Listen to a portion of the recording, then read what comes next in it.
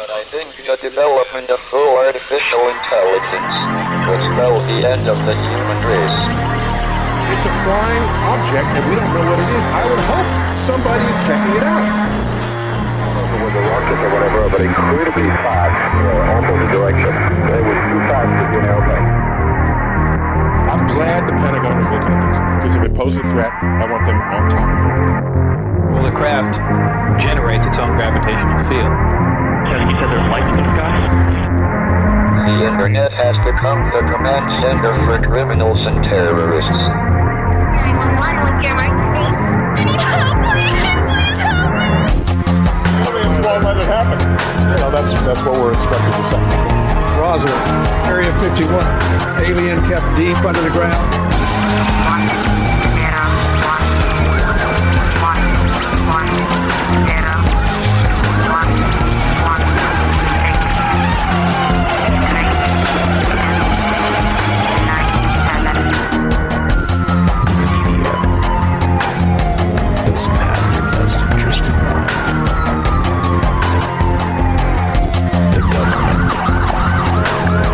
self-serving.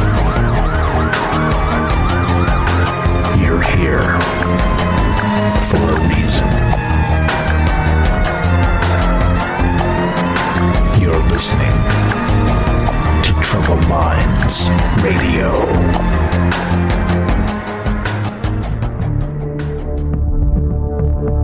Broadcasting live from a secret bunker just off the extraterrestrial highway.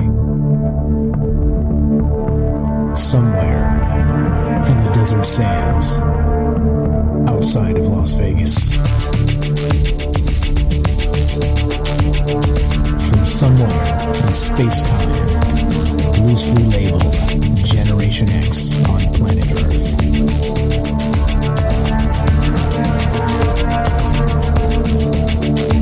And asking questions of you in earnest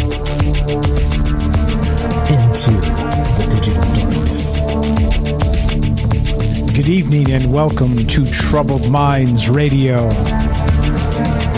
I'm your host, Michael Strange, and hello to all of you who may also have troubled minds.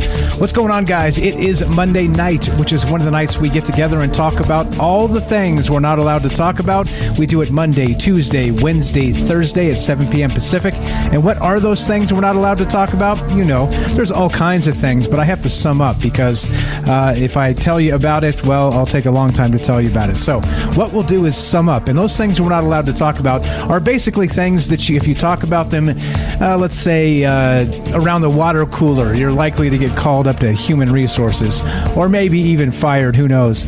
Those things are aliens, conspiracy, the paranormal, the government, academia, the 24-hour news cycle, propaganda, and the general feeling that we live in the upside down. Of course, part of the gimmick and part of the game is we're supposed to deny the upside down, right? We're supposed to say it doesn't exist. It's some sort of concoction by dirty conspiracy theorists that are trying to tell you, hey, the world doesn't make sense for a lot of reasons. But hey, if you start to articulate it, yeah, right? You get the vampire hissing at you, the garlic hanging on the door, and you get run out of town because, you're not allowed to actually speak your mind anymore. That's part of what's going on with this, and part of why I think it's important to get together and talk about these things. Not necessarily as truth. I think just as once again, this is not the answer show. This is the question show.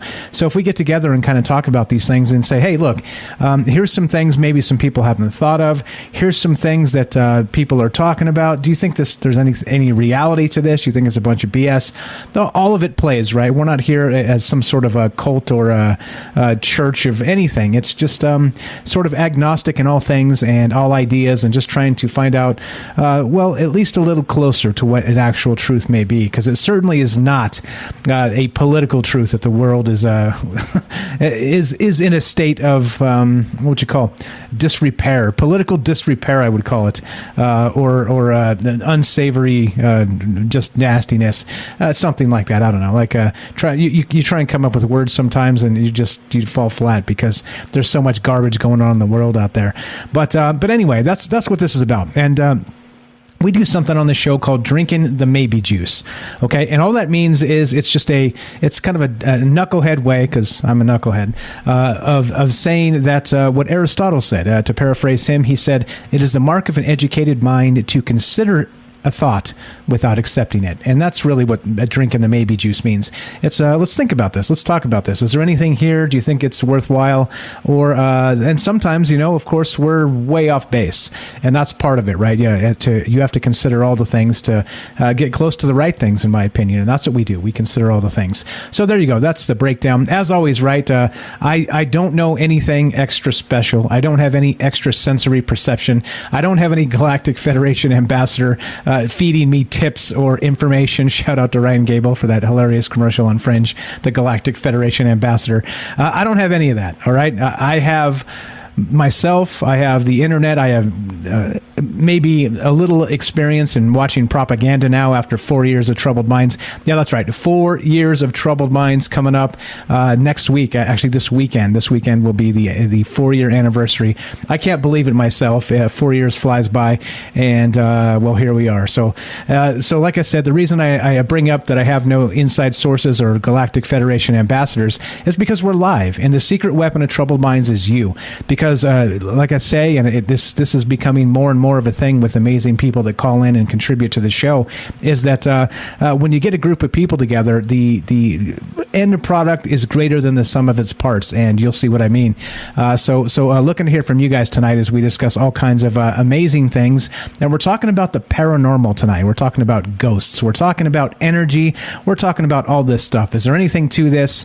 So there we go. All right. So a couple more things. We are streaming live on Rockfin, YouTube, DLive, and Twitter, and we are broadcasting live on the Fringe FM. So watch and chat in all those places, and just kind of kicking it, hanging out.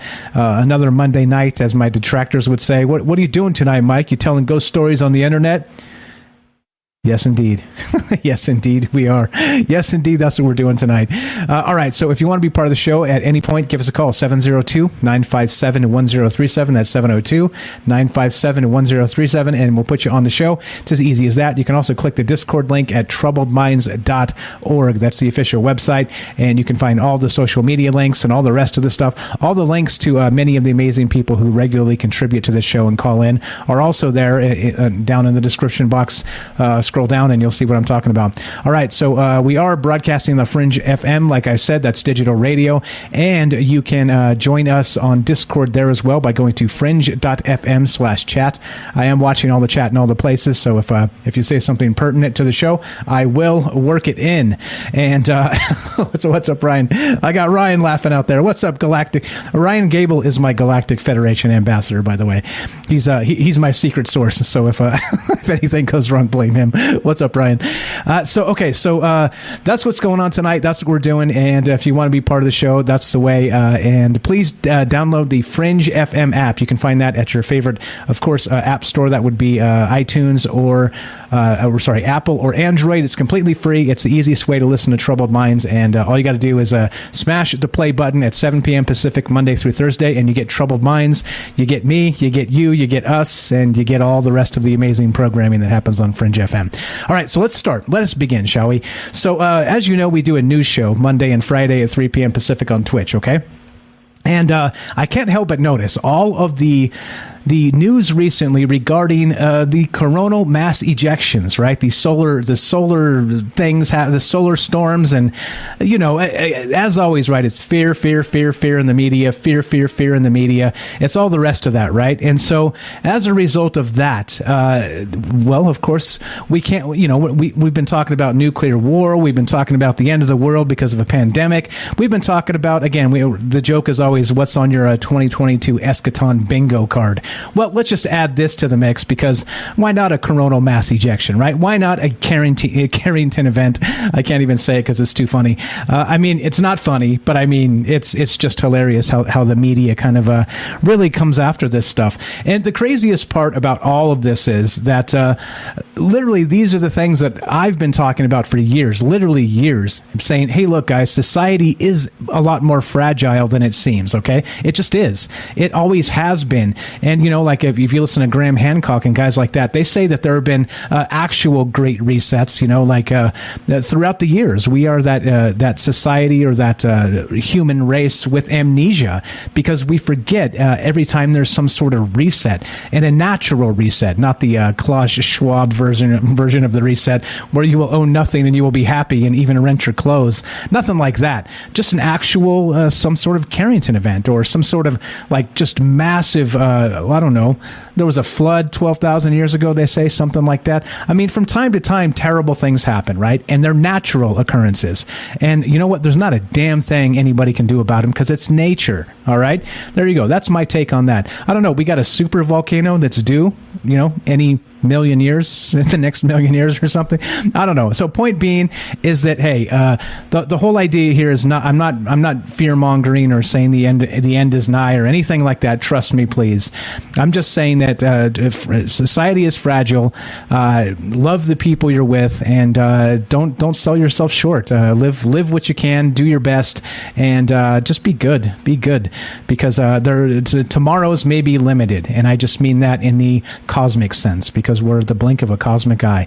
All right. So anyway, so the press has been smashing this, right? The press has been smashing this stuff, and this is from MSN, and this is what they said, right? This is what they're talking about, and this is the next. Put this on your 2022 Eschaton bingo card. Cannibal coronal mass ejection will hit Earth at nearly 2 million miles per hour, scientists say. Yes. All right. That's fine. This is fine, right? So it's not bad enough. It's a coronal mass ejection or a Carrington event. No, it's a cannibal coronal mass ejection. That sounds like they're trying to do Troubled Minds episodes, if you ask me. But here we go. This is straight from the article. The dazzling northern lights could light up the skies as far south as the northern United States after the detection of 17 solar eruptions blasting from a single sunspot, 2 of which are headed straight toward Earth. This is the part where you put your hands on your cheeks and you scream and you just start running around the house frantically because you don't know what to do. No, I'm just kidding. Don't do that. The article continues. 2 of those eruptions triggered a cannibal coronal mass ejection, which has begun barreling toward the Earth at 1,881,263 miles per hour, just in case you wanted the exact measurement. And for you metric types, this is 3,027,599 kilometers per hour. There you go. When it crashes into the Earth's magnetic field on the night of March 30th, oh no, you mean the world didn't end? The result will be a powerful G3 geomagnetic storm, according to the National Oceanic and Atmospheric Administration Space Weather Prediction Center. G3 storms are classified as strong geomagnetic storms, meaning that the oncoming sunblast could bring the aurora as south as Pennsylvania, Iowa, and Oregon. Now, the reason I'm bringing this up is because this has been in the news like crazy recently, okay? And not only that, it continues. Like, I was still seeing articles for this today when we did the news show, and I thought, let's go back a week and see what they were saying a week ago. And sure enough, well, one of the big ones came and passed, the cannibal version of this. I mean, what the hell is going on, really? And so we get it, right? It comes and goes. They said that they did see some auroras south, and there you go, right? There you go. Is anybody fried? Did anybody lose their internet connection? Or we missing any satellites out there? I doubt it. I highly doubt it, all right? But it got me thinking in terms of not just like a Carrington event. I can't say it. Carrington event. See, there you go. Slow down, Mike. So a Carrington event, of course, is when you do get a CME, a coronal mass ejection, that does, it's a direct hit. It's literally a direct hit on Earth, and it causes atmospheric problems. Not just that, back in, I think it was 1873. Let's take a look at this, actually. This is the actual 1859, sorry. So back then, in 1859, when we did get a direct hit from the sun on a coronal mass ejection, it was known as the Carrington event because, of course, it was discovered what actually happened by a scientist by the name of Carrington, of course, right? So here we go. So back then in 1859, the telegraph was just about the only communication technology going on, okay? Today, such a storm could severely damage satellites, disable communications by telephone, radio, and TV, and cause electrical blackouts over whole continents. It could take weeks or longer to fix the damage, and some say, of course, in more of the doom-mongering circles, that not only would this happen, it could cause is really kicking us back to the Stone Age to start everything over all again and be one of those actual natural sort of great resets. Because of course, right, if you break down all of our electronics, the banks, all that sweet printed money that the banks have, the digital numbers in the digital the vaporware sphere, right? All that sweet money that looks good on a digital screen, but then you can't do a damn thing with it once all the banks collapse. Yeah, well, that's what'll happen. And then, of course, we'll have all our GPSs go down because the satellites will be roasted. I mean, it's literally... I don't know. What would you call? End of the world type stuff, like dogs and cats living together, or whatever Bill Murray said in Ghostbusters, right? All that stuff. And, is that what's happening now? It doesn't seem like I mean, I didn't even lose my internet connection this week. Did you? Okay. So there's the first thing. So the second, so there's all that. But it got me thinking in terms of, okay, so what about this weird Carrington event type stuff, okay? Now, if this happens, we've talked about sort of these sacred sites, or we've talked about the ideas that maybe ghosts out there are attracted to paranormal hotspots, or maybe where ley lines cross, or, where maybe rivers cross underwater. Shout out to Derek the Night Stalker. What's up, buddy? Shout out to Rivers as well.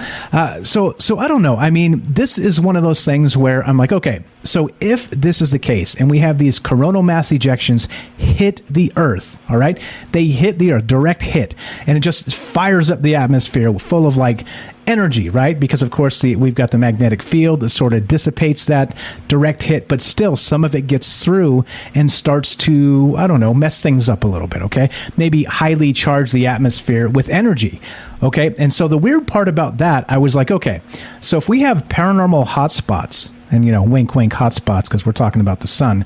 But, it's kind of not like that, but also kind of like that, because it's funny how it works that way.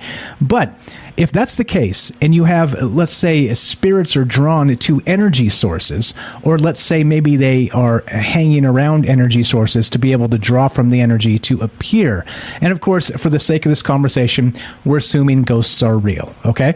If they're not, that's fine by me too. Okay. Again, this is not church. This is not me trying to convince you of anything. I'm just trying to have a conversation that's fun and different, and maybe looking at the world a little bit differently, even in terms of what the paranormal may or may not be. Okay. So if that's the case, so my question tonight is this: if there's what are known as paranormal hotspots and this spiritual energy and this type of stuff, if there's that, all right, and we get a Carrington event, do you think somehow, some way it supercharges the ley line grid of the Earth, right? These geomagnetic intersections of Lord knows what.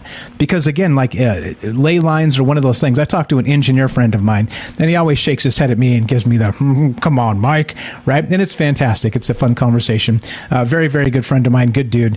And he was telling me, he's all, ley lines, though, are interesting, because that's one of those woo-woo situations that hasn't really been debunked as of yet. And I'm like, okay, all right. I can go with ley lines, right? And so what are ley lines? Again, intersections of energy somehow in maybe sacred sites around the world, again, maybe followed by river systems, maybe followed by a crisscross hex pattern or something in the electromagnetic field of the Earth. There's a lot of theories on what these things may be, but there's also seems to be a correlation with some of these ley lines and maybe sacred sites. They say that maybe Stonehenge, the Great Pyramids, things like this are, some of these ancient Neolithic places were built where these ley lines do cross. So then the question becomes, in the event of a coronal mass ejection, do you think these paranormal hotspots get charged with some sort of additional energy? And if so, do you think maybe somehow, some way, like in the original Ghostbusters, or maybe it was Ghostbusters 2, I can't remember, where New York just starts to become flowing with pink slime or green slime or whatever the heck that was, right? Where everybody, sort of the bad juju in the place was causing this sort of spiritual renaissance, right? But not in a good way. So if we have that going on in this instance where we have a coronal mass ejection, do you think it's possible that somehow, some way, the energy that comes from the sun that sort of supercharges the atmosphere, the ionosphere, and everything else do you think it affects these paranormal hotspots and maybe the way the ley lines cross and some of these sacred sites? Do you think maybe they were built to harness these things? And yeah, there we go. So that's where we begin tonight. That's the question as we start. Do you think that that's a thing? That if we get some sort of interference from the sun directly, a direct hit on Earth, do you think that it does somehow supercharge what are known as these paranormal hotspots and cause, I don't know, like maybe give extra energy for ghosts to manipulate or even command, take charge of? I don't know. Like I said, I don't know. I don't even know if I believe in ghosts, to be perfectly honest with you, but I do think it's an interesting conversation. So, like I said, that's the first question tonight as we begin. Do you think this makes any amount of sense, or am I just way off the rails? Damn it, Mike, you've done it again. You are way off the rails, and that's okay, because Troubled Minds lives off the rails. So that's the question tonight as we begin. If you want to be part of the conversation, what do you know about ley lines? What do you know about coronal mass ejections? What do you know about ghosts and spiritual energy, or apparitions, or whatever you want to call these things? I don't know. Some people call them space poltergeists. Some people call them interdimensional aliens. I don't know. I'm going to go with apparitions and ghosts tonight, because why not? It seems a little ridiculous to try and turn this into too many things. So let's just turn it into spiritual energy. How about we say that? So what are your thoughts as we get going tonight? That's what's on my mind. And of course, we got the Carrington event, and we got all this propaganda talking about the end is nigh. The end is nigh. We're expecting all this terrible stuff, and the Earth's magnetic field, and look out, the satellites. We're all going to die. No, come on now. Come on now. Again, having a troubled mind doesn't mean the end is always nigh. It just means, let's think about this for a little bit. Let's step back and think about this. All right, so that's where my mind's at. That's where we began again, back to the 1859 Carrington event. The interesting thing is it did fry in 1859. It did really mess up the actual telegraph system. They did actually, people that were running the telegraphs got actually shocked by electricity that was coming through during these events. It actually started fires in certain places. So through not because of the direct plasma from the sun, like, we just got hit by fire. Of course, the magnetic field dissipated that and sort of took it as like a supercharge in the magnetic field, and that's what happened, right? And so I guess maybe people's hair stood up on end. I don't know. I wasn't there. I'm not that old. I know I don't. Sometimes I sound that old, but I'm not that old. 1859 is a long time ago. But in any case, you tell me. You think this makes any sense? Do you think a coronal mass ejection could supercharge a paranormal hotspot, have something to do with the ley line grid, or otherwise? Love to hear your thoughts as we go tonight. And like I said, sometimes you got to mix a couple ideas and see what you can come up with, because I feel like when you talk about some of this stuff, it's a lot of the same themes come up over and over and over and over and over again. And you guys know me. I want to be able to kind of like think about things that people haven't thought about. And I think this is probably out there just enough where there's probably never been an article written about this, as far as I could tell. But anyway, that's what I like to do, talk about weird stuff that I'm thinking about, but that maybe other people aren't thinking about, because, well, I'm just a weirdo for one. But there we go. So what are your thoughts here? Coronal mass hauntings. Do you think that possibly like this, in a Carrington event, a coronal mass ejection hits the Earth, supercharges the atmosphere, the magnetic field, and actually somehow brings about more hotspots, paranormal hotspots on Earth, and maybe gives energy to spirits that want to manifest? There we go. I think that's a good way to put it. That's a good way to start it. And as we get down to the bottom of the hour, I'm looking to hear from you. As usual, this is not the answer show. This is the question show. So that's the question tonight. Do you think if you hit the Earth with exactly that, a coronal mass ejection, that the level of hauntings spike just as let's say, a byproduct of all the extra energy in the atmosphere and cooking around the electromagnetic field? Love to hear your thoughts at 702-957-1037. That's 702-957-1037. This is Troubled Minds. I'm Michael Strange. Don't go anywhere. More coronal mass hauntings, apparitions, and spiritual energy when we return. Be right back.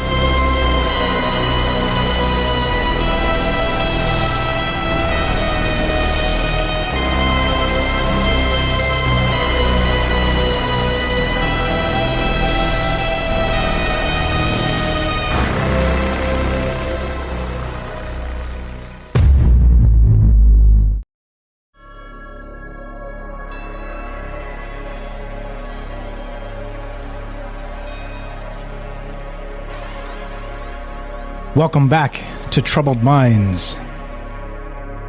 I'm your host, Michael Strange, and we are streaming on Rockfin, YouTube, DLive, and Twitter, and we are broadcasting live on the Fringe FM.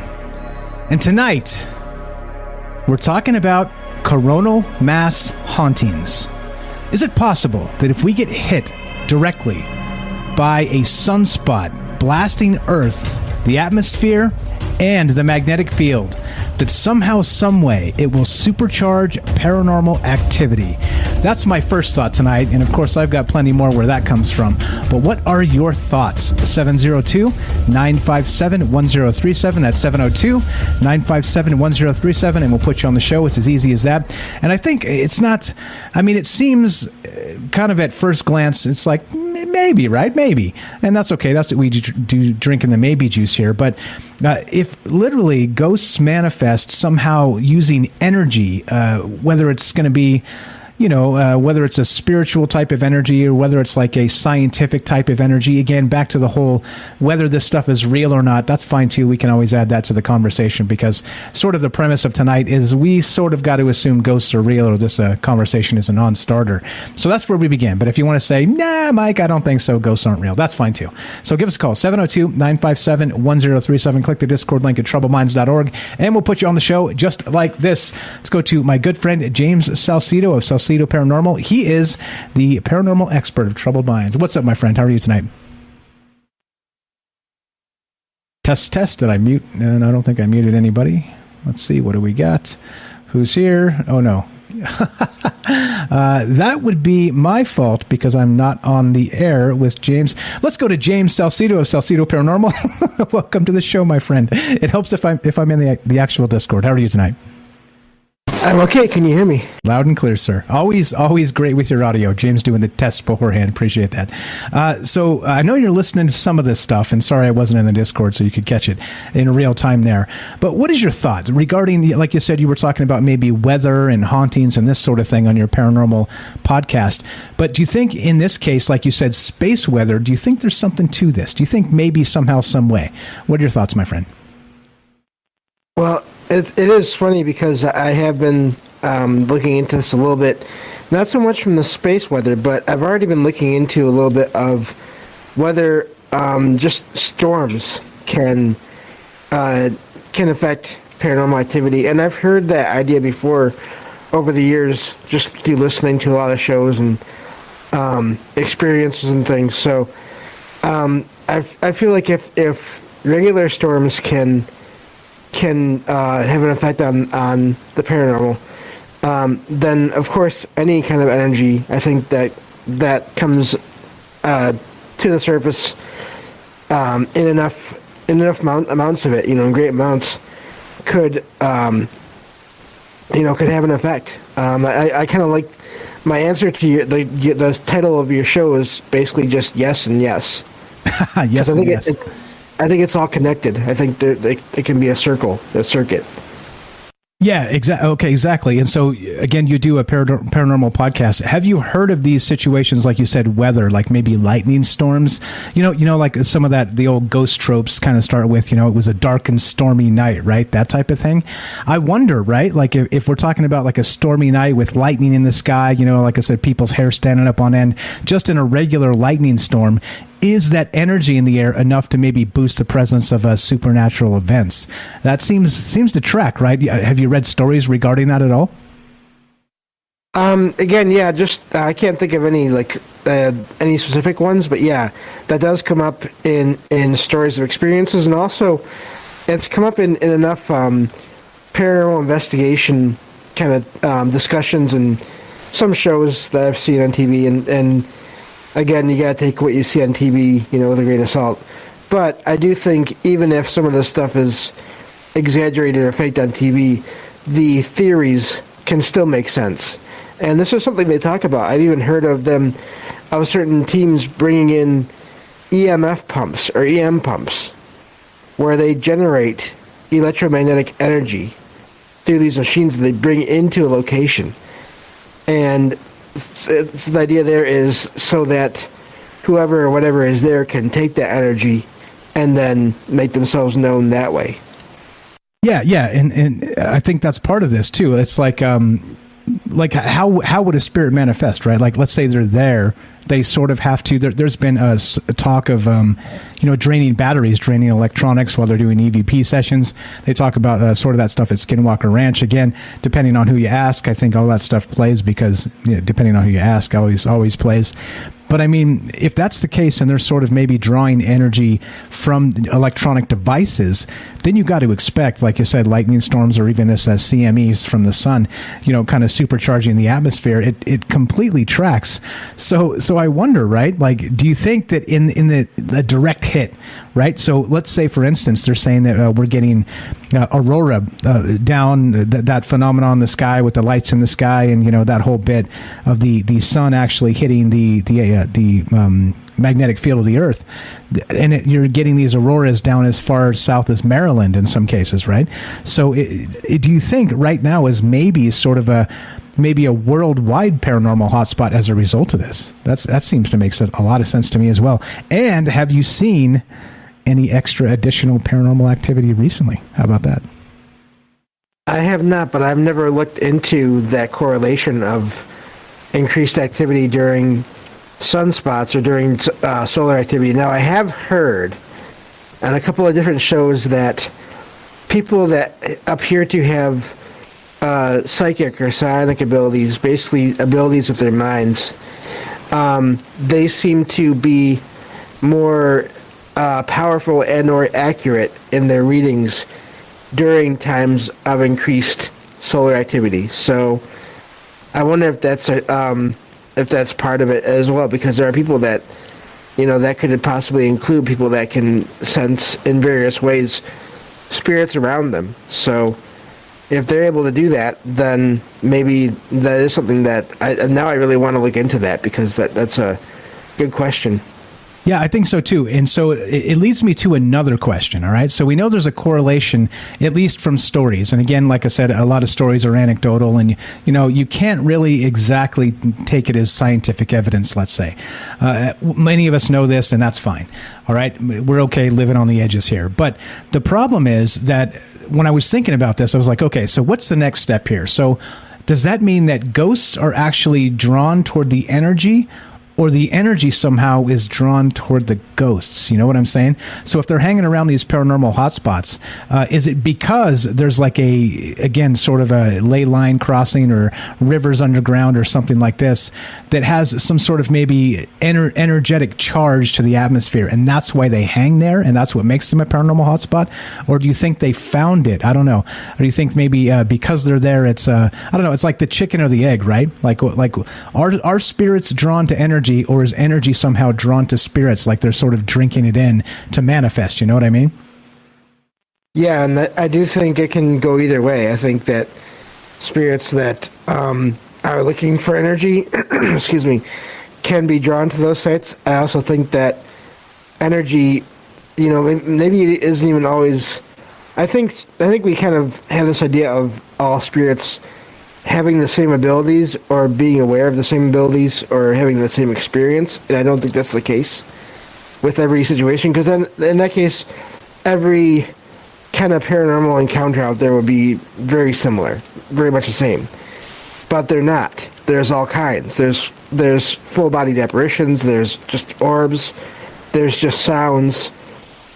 There's a variety of different things that fall into that category. So, yeah, I feel like it can be either or, and depending on the amount of energy, where it's going, and then where the spirit is at in their experience being in that kind of world, that metaphysical world. Yeah, exactly. And like I said, I'm not even exactly sure this is a thing. I just thought that it kind of tracks that maybe some of these sort of ancient spiritual sites are there for a reason, and maybe it is ley lines crossing. Maybe they were set there to maybe harness this type of coronal mass ejection, right? To who knows, maybe have some sort of ritual and harness the energy when something like this happened, right? And maybe it's predictable. I think that's the weirdest part about this is, scientists always want to put us on a schedule of, of, well, we're going to have this happen about this time, right? And you can't really schedule nature like that, but unless maybe you can. I don't know. The sun's been around for an awfully long time. Maybe it's locked into its own pattern, and you can actually predict these things. And then as a result, like APOC said in the chat, maybe the pyramids are going nuts right now. Maybe some spooky stuff is happening in there. I wouldn't know because I'm nowhere near there. Actually, I take that back. I do have a pyramid here in Vegas. Maybe I should go down and check that out and see what's going on with that. I digress. But yeah, I don't know. Do you think maybe that tracks that some of these spiritual areas or hotspots are actually put there to maybe harness sun energy as it kind of happens in these cycles? Well, there are reports going back throughout time of paranormal events happening in some of these sacred sites, whether it's lights in the sky or various things. So it could be. It could be that, I mean, there's still the question of which came first, but there could be that there's a connection between the solar activity, the energy coming from the sun to the planet, to Earth, and some of these sites. I mean, especially if you figure the world is always moving and turning, and so maybe at different points throughout history, different sites were hit by some of that energy, and so maybe that's why some of them were built there, and it may have even only been planned for like one event or two events, possibly, but then they stay there, so there's still things that happen there every so often.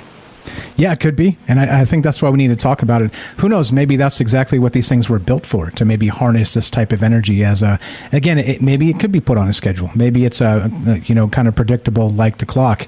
I don't think we've had, other than scientists saying, 12-year cycles of the sun and this type of thing. I'm not so sure where we can track down exactly when his CMA is going to hit us. Coronal mass ejection is what we're talking about. So I don't know.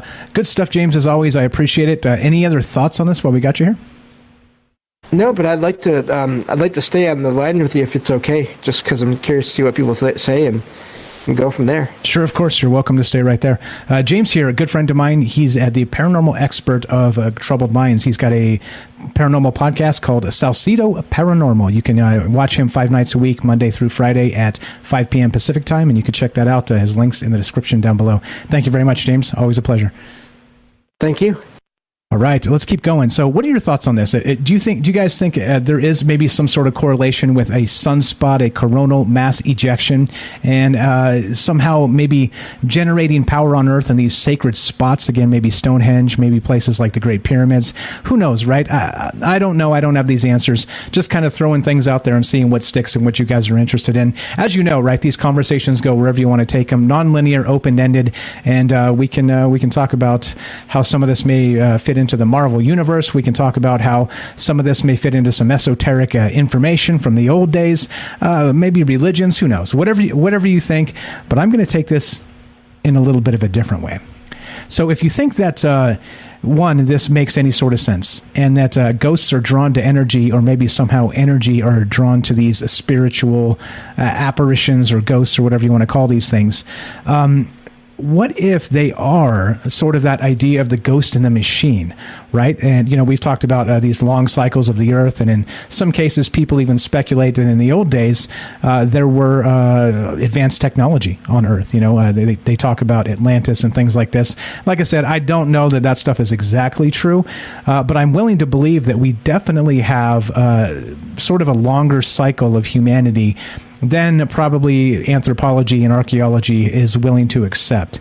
And so to me, it's compelling in the sense that you wonder what was really going on back then. And is there, this is the second or the third or the fourth or the fifth version of an actual natural great reset that we're kind of sitting in. People call it the age of Aquarius and other things, but I don't know what to think. But it does get me thinking in terms of the energy, sort of the chicken and the egg. So are ghosts drawn to places with energy, or are these sacred spots sort of energyless until the ghosts arrive for some other reason and draw energy there? I don't know. And that's my question tonight, because I saw this video, and you'll never believe this. This is kind of wild. Does anybody know, do anybody out there drive a Tesla, or have ever seen a Tesla driven in a video or otherwise? I'm not rich enough to drive a Tesla, but right, because of course that's the electric car that we're all supposed to have, because that's how we save the planet, right? You just buy a $70,000 car, that'll do it. Good thing we all just got money to print, and we could just buy $70,000 cars. I'll just buy 2 this week, right? But in any case, it's interesting that the Tesla itself is a fully electric car, doesn't take any gas whatsoever, and it has all the stuff you would expect an electric car to have, right? It's got the big, huge screen, like a gigantic computer screen. I don't know if it's like 20 inches or something, but it's huge. Like the dashboard screen is just gigantic. And there's this video. We'll get to it in a little bit, but here's the idea. All right. So the Tesla cars also are self-driving. So they got sensors all over the damn thing, right? Because they have to be able to have sort of this kind of bat-like radar or sonar where it's always sort of sensing things around it. So its self-driving, let's say, function doesn't hit stuff, right? I mean, clearly, obviously, you don't want a self-driving car to hit stuff. Okay, so it has to have like this ridiculous, maybe halo of surveillance around it at all times, just in case it smacks into something, right? And so there's this video, and that's going around and kind of going viral a little bit, where these people are driving in the Tesla, and they're driving sort of slowly, and they've got another camera, kind of their cell phone, and they're filming around them and this screen on the Tesla, and they're driving sort of into a cemetery, all right?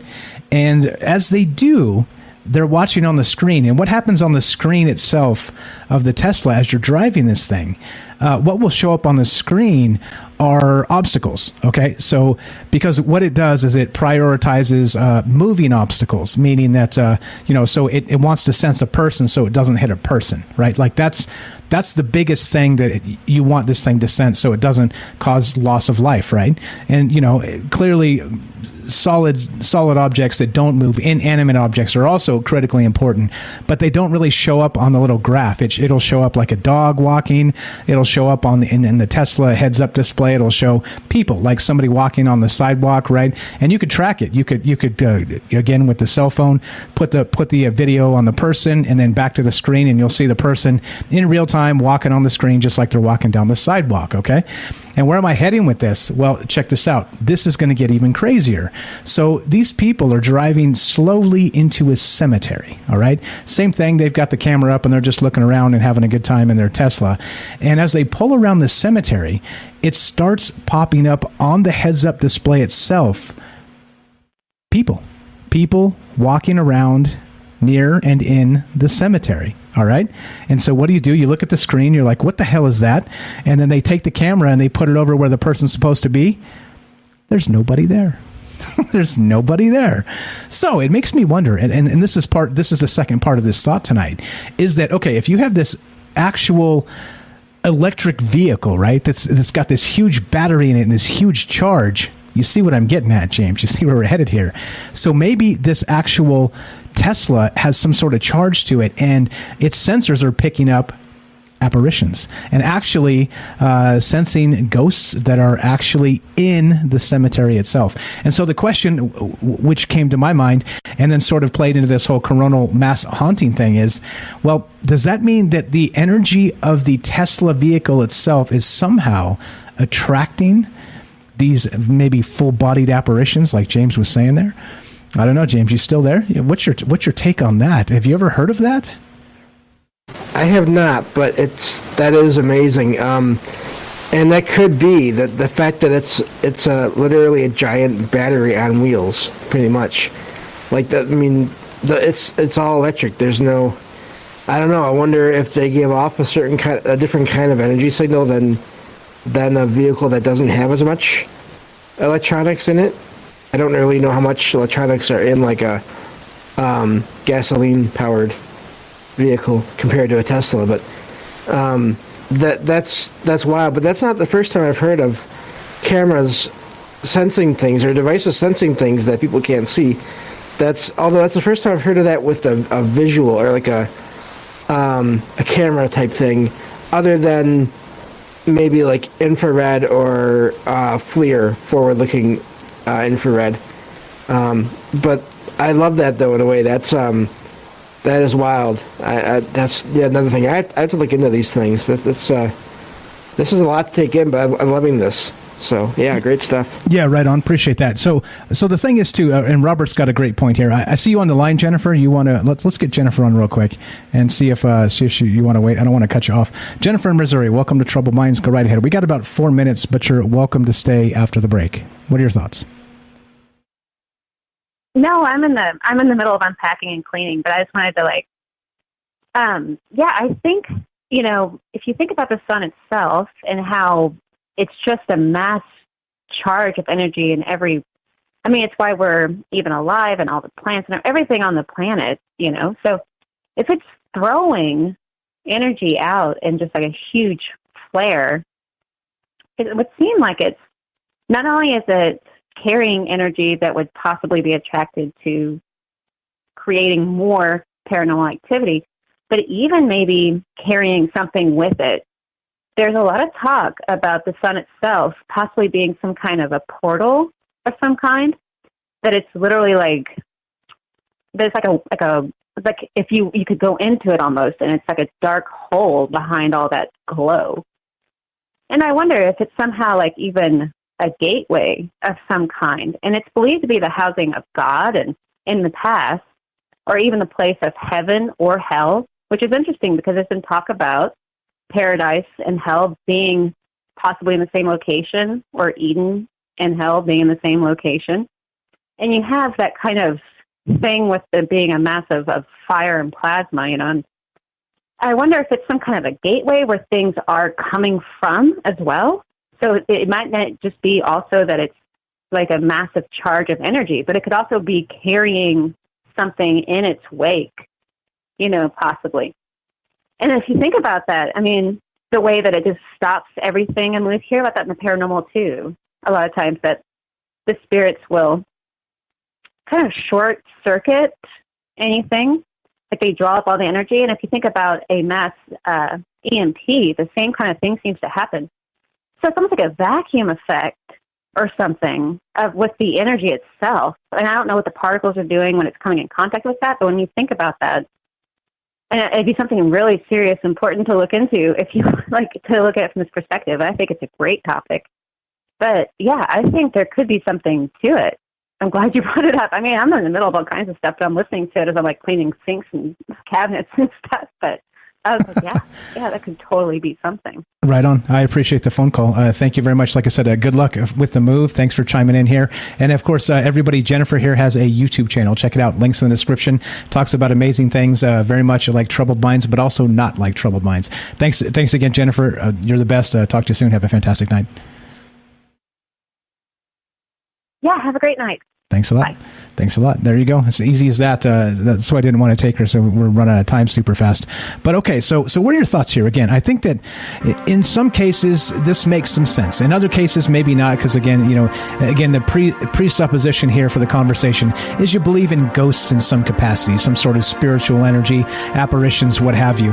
But do you think somehow, some way, this coronal mass ejection, this huge supercharge of energy coming from the sun that hits the earth directly, is maybe spiking paranormal activity some way or somehow? And of course, the other question, do you think energy is drawn by spirits, or do you think spirits are drawn to energy? The chicken or the egg, which came first? I'd love to hear your thoughts on all this stuff. 702-957-1037. That's 702-957-1037. This is Troubled Minds. I'm Michael Strange.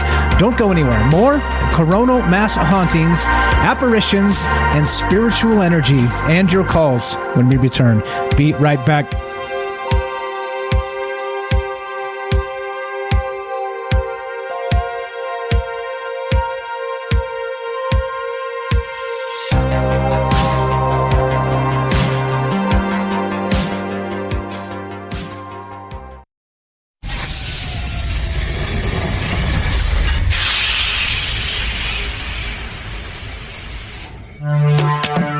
We are talking about the alien abduction phenomenon. The aliens are looking through your eyes and they're accessing your optic nerve. I'm doing that.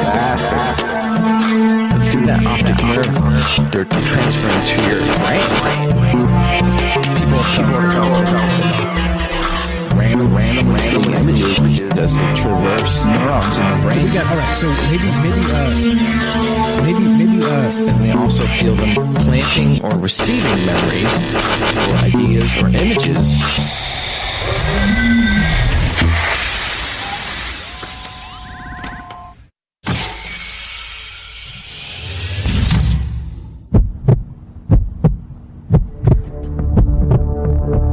Broadcasting live from a secret bunker just off the extraterrestrial highway. Somewhere in the desert sands outside of Las Vegas. From somewhere in space-time, loosely labeled Generation X on planet Earth.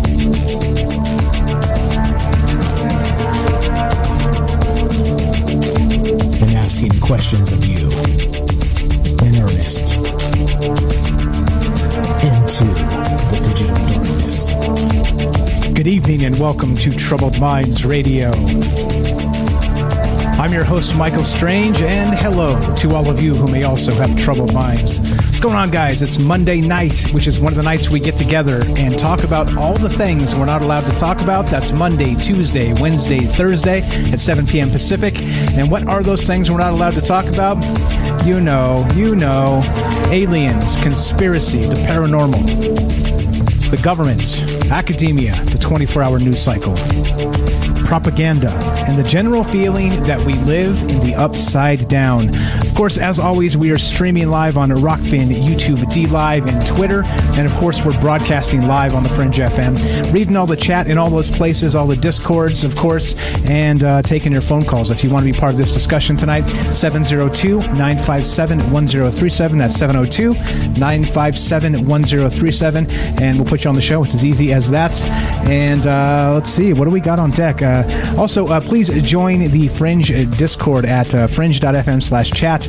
That will give you direct invite and watching the chat there as well as all the other places. Please also download the Fringe app. You can find that Fringe FM app. You can find it on, of course, Android or Apple app stores. It's completely free and the easiest way to listen to Troubled Minds at 7 p.m. Pacific.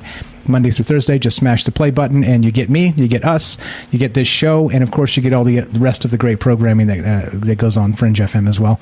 So, all right. So tonight we're discussing this idea of coronal mass hauntings. Okay. Now, what that means is, well, basically I made it up. Okay. Meaning that sort of the idea that if you watch the old school Ghostbusters, right, you guys remember that Gozer the Destroyer had arrived and there was some sort of maybe paranormal nexus point happening in New York City, right? You guys remember that. And so it got me thinking in terms of not just all the news recently of all the increased coronal mass activity, the sunspots, and, all the rest of this super weird stuff. But then also, well, what about if, let's say, that Ghostbuster scenario, and I know it's just a movie and we're being a little bit of goofball tongue-in-cheek here, but, like I said, the first concept of tonight is you have to assume ghosts are real. Like I said, I'm not professing that. I'm not saying it's even a thing, all right, because it's probably very nuanced and worth talking about that particular thing a lot. So if you want to talk, call and tell me about that as well. Definitely, all that stuff is on the table. All the ideas here, non-linear, open-ended, wherever you want to take it. That's part of the reason we do this in the live format the way we do. So okay. So back to that Ghostbuster scenario. Gozer the Destroyer and all the rest of this stuff. Right. This craziness is happening out there. And the Ghostbusters come and they save the day, right? The Stay Puft Marshmallow Man, the whole thing. So what about this same idea? If, let's say, in that Ghostbusters scenario, Gozer the Destroyer arrives, there's some sort of paranormal nexus going on in New York City in this fictional account here of, again, Ghostbusters, the original movie. And they have, let's say, a CME happened, a coronal mass ejection. Do you think somehow with all of that extra energy sort of coalescing into the atmosphere and kind of ripping around the magnetic field of Earth itself, do you think maybe it would have maybe supercharged the paranormal aspects of like the Gozer the Destroyer, for instance, right, from the original Ghostbusters? Or what about that Stay Puft Marshmallow Man? Would it have been maybe 10 times bigger? You see what I'm saying? So in some cases they say that energy, negative energy or positive energy or things like this can or will affect spiritual apparitions, this type of thing. I don't know how to define these things other than just the sort of the classic definitions. But if that's the case, right, and you have this sunspot stuff coming and hitting the Earth, then we have something different, don't we? We've got maybe if it does supercharge paranormal activity, then maybe some of these sacred sites like Stonehenge, the Great Pyramids, and other Neolithic ancient sites were built in these maybe power positions to maybe collect energy from the coronal mass ejection and maybe manifest some sort of maybe, I don't know, novel haunting experience. I have no idea. Like I said, I'm not that old. I'm not old enough to have been around back in Stonehenge when they were trying to figure out what the hell was going on there.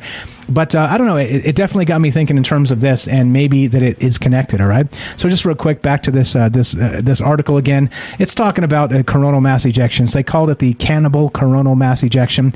Supposed to hit us at 2 million miles per hour, and this is from MSN.com. Okay, and it kind of goes back to the Carrington event again. What was it? 1859. There we go. 1859 is when this actually happened. Set fires in places, burned up a lot of the telegraph lines, and actually shocked people that were working on the telegraph system itself when this happened.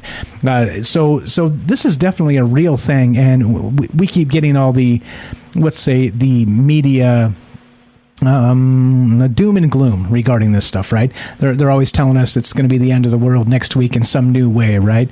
And so I like to joke about the 2022 Eschaton bingo card. How does it end? Did you have a coronal mass ejection followed by a mass coronal mass haunting of I don't know, dogs and cats living together? I don't know, like some sort of apocalypse with ghosts. That sounds very biblical, doesn't it? But I don't know. I think that's the thing here that I'm considering. But then, so there's this, all right? So there's that idea of maybe the energy from the sun sort of jump-starting these sacred sites and maybe manifesting things that may or may not be capable of manifesting otherwise. We're talking spiritual energies and things like this, okay? So that's number one. Number two, then, what about the idea that, let's say, energy is drawn to spirits, or are spirits drawn to energy?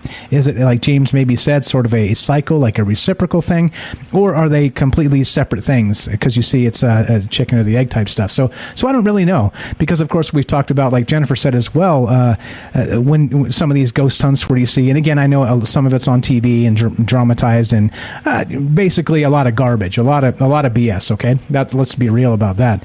But in some cases, right, it's happened to maybe people that weren't on TV, or things like this, where it maybe drains their camera, or just drains the battery instantly. And again, is this just a technical malfunction, or is this maybe attributed to spirits sort of drinking the energy out of these batteries? I don't know. So again, right, there's my train of thought tonight, and sort of how we begin. I don't know if it's logical, but that's okay. This is Troubled Minds after all. We don't have to be logical. We strap on the tinfoil several layers deep and talk about all the crazy stuff. So what are your thoughts on that so far? And then I'm going to get to that Tesla in just a second. But so that's my first thought here. Is this coronal mass ejection, this energy from the sun that hits the Earth's magnetic field, causing some sort of increased paranormal activity? Number one.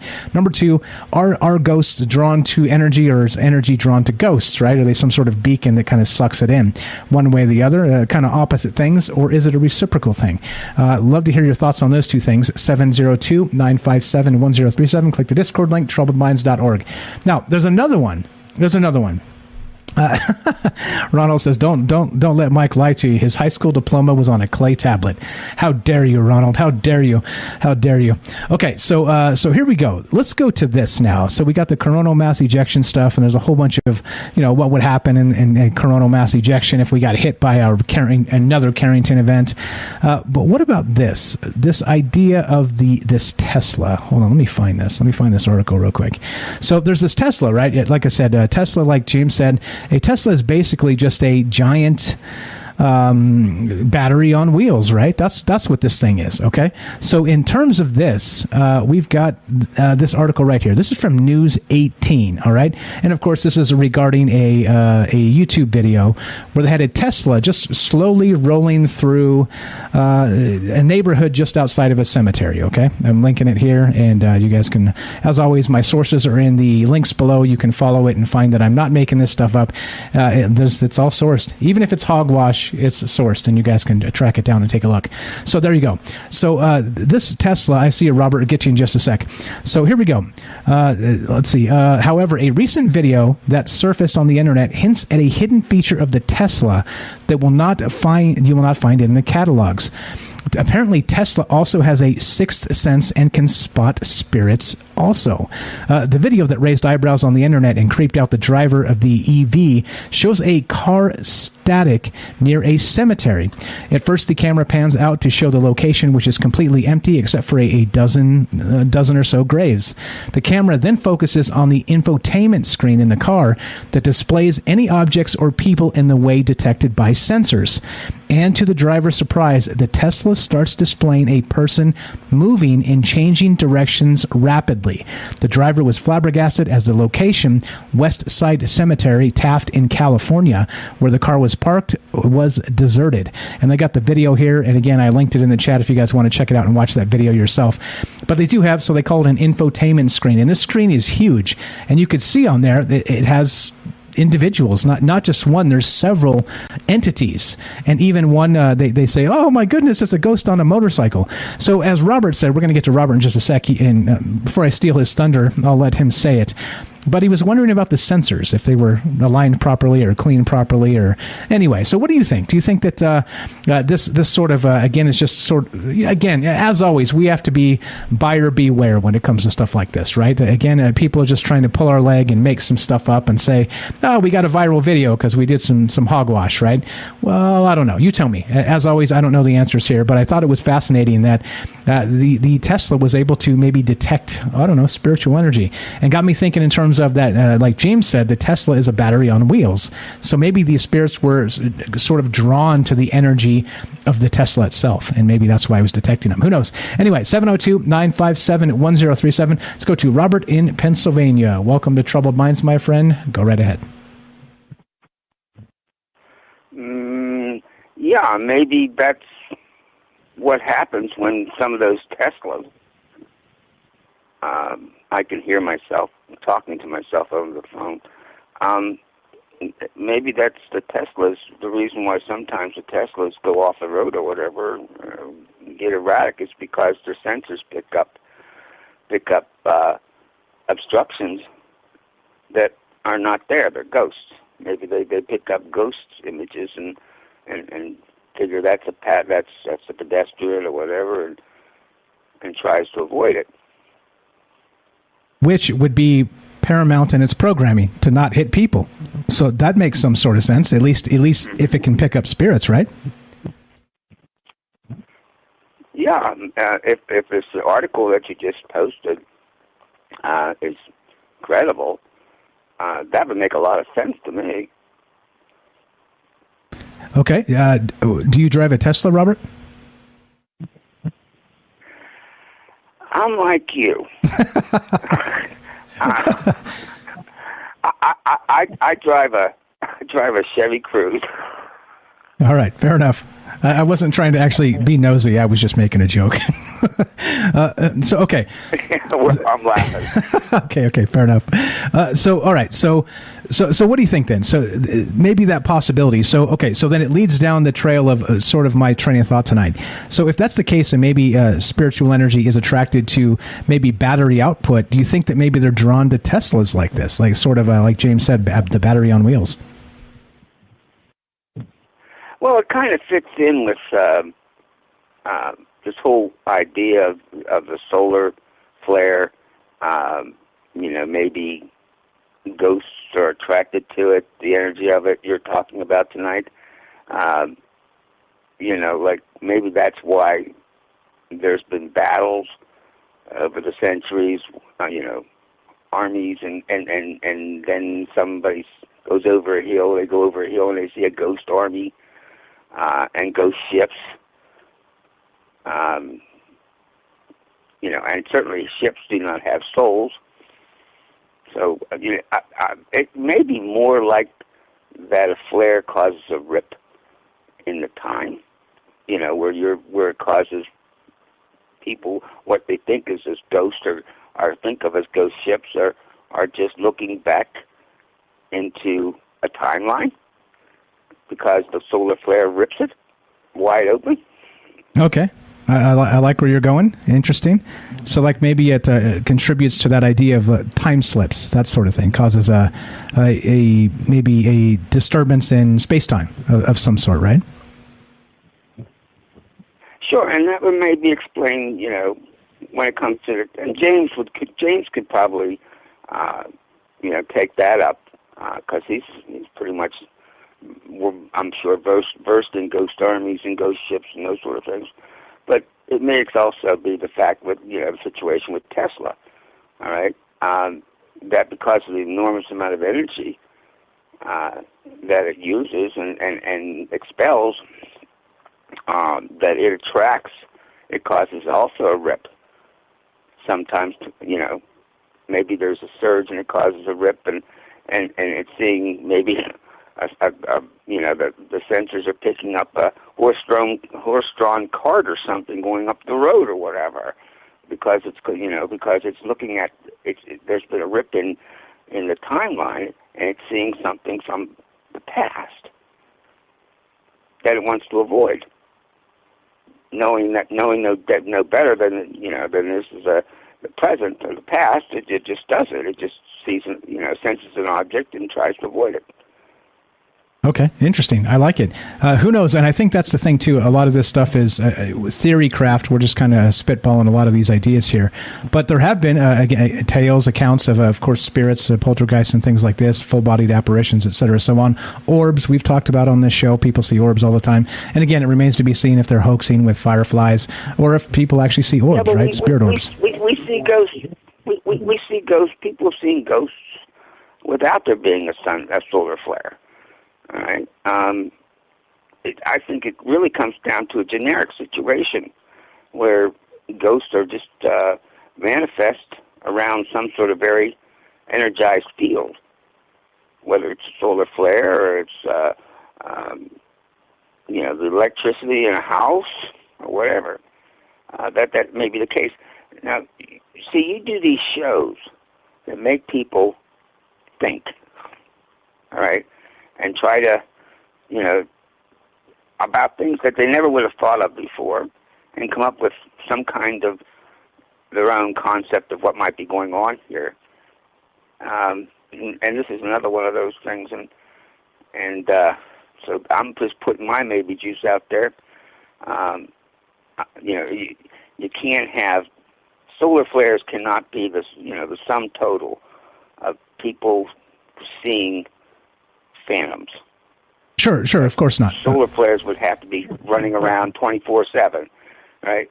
But you still are on the, I think you've hit it on the mark that some interruption, some kind of energy zone causes, a rip in time. When you're seeing a ghost, you're seeing somebody from the past. That person exists because all time exists at once. I think that energy fields causes a rip in that, and you're able to look back and in time, and maybe somebody lived in your house 100 years ago, and see them. I just want to make one more last thing before I get off the phone. Sure. Because this occurred to me.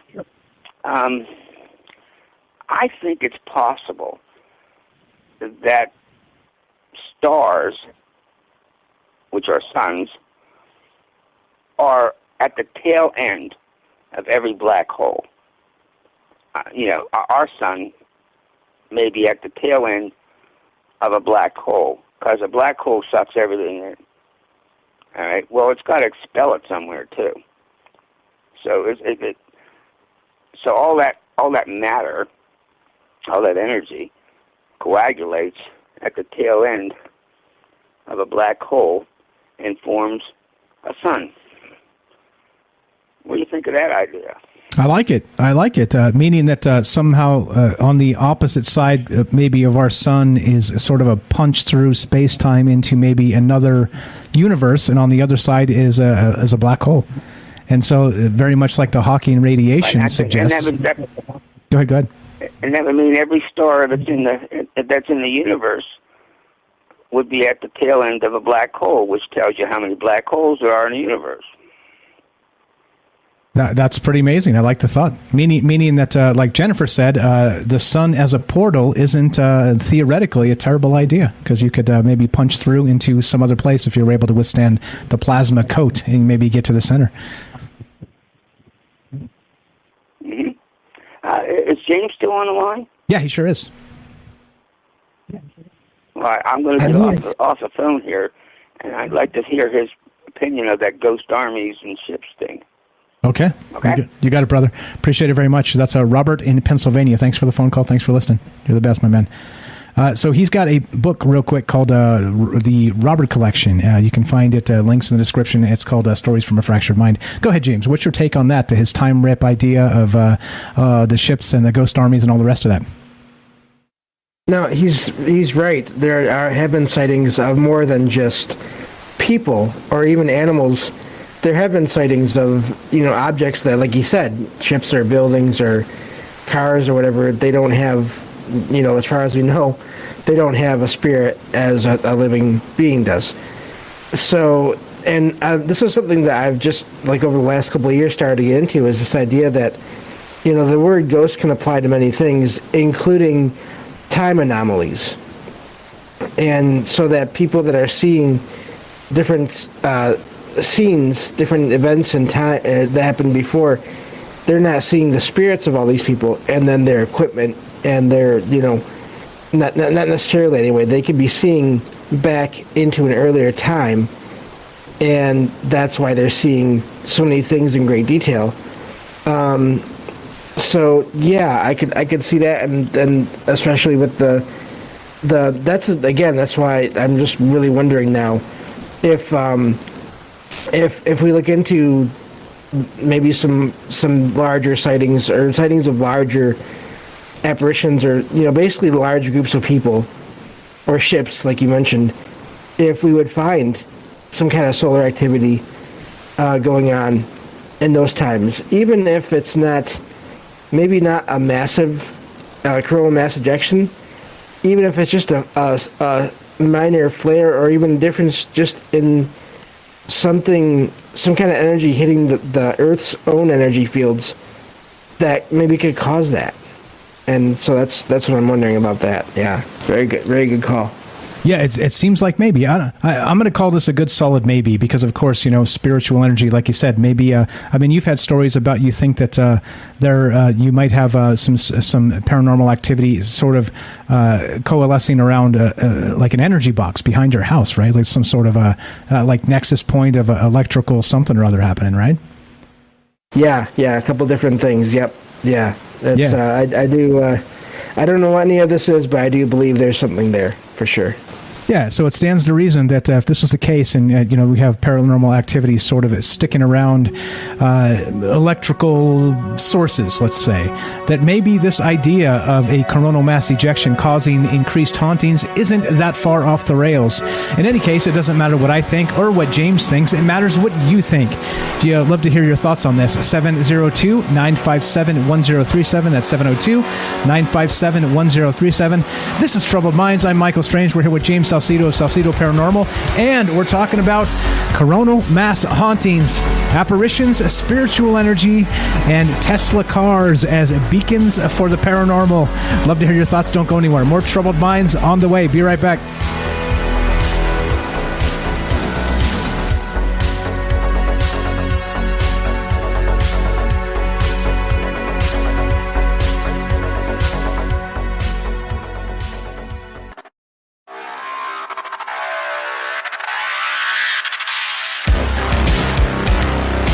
Welcome back to Troubled Minds. I'm your host, Michael Strange. We are streaming on Rockfin, YouTube, D-Live, and Twitter, and we are broadcasting live on the Fringe FM.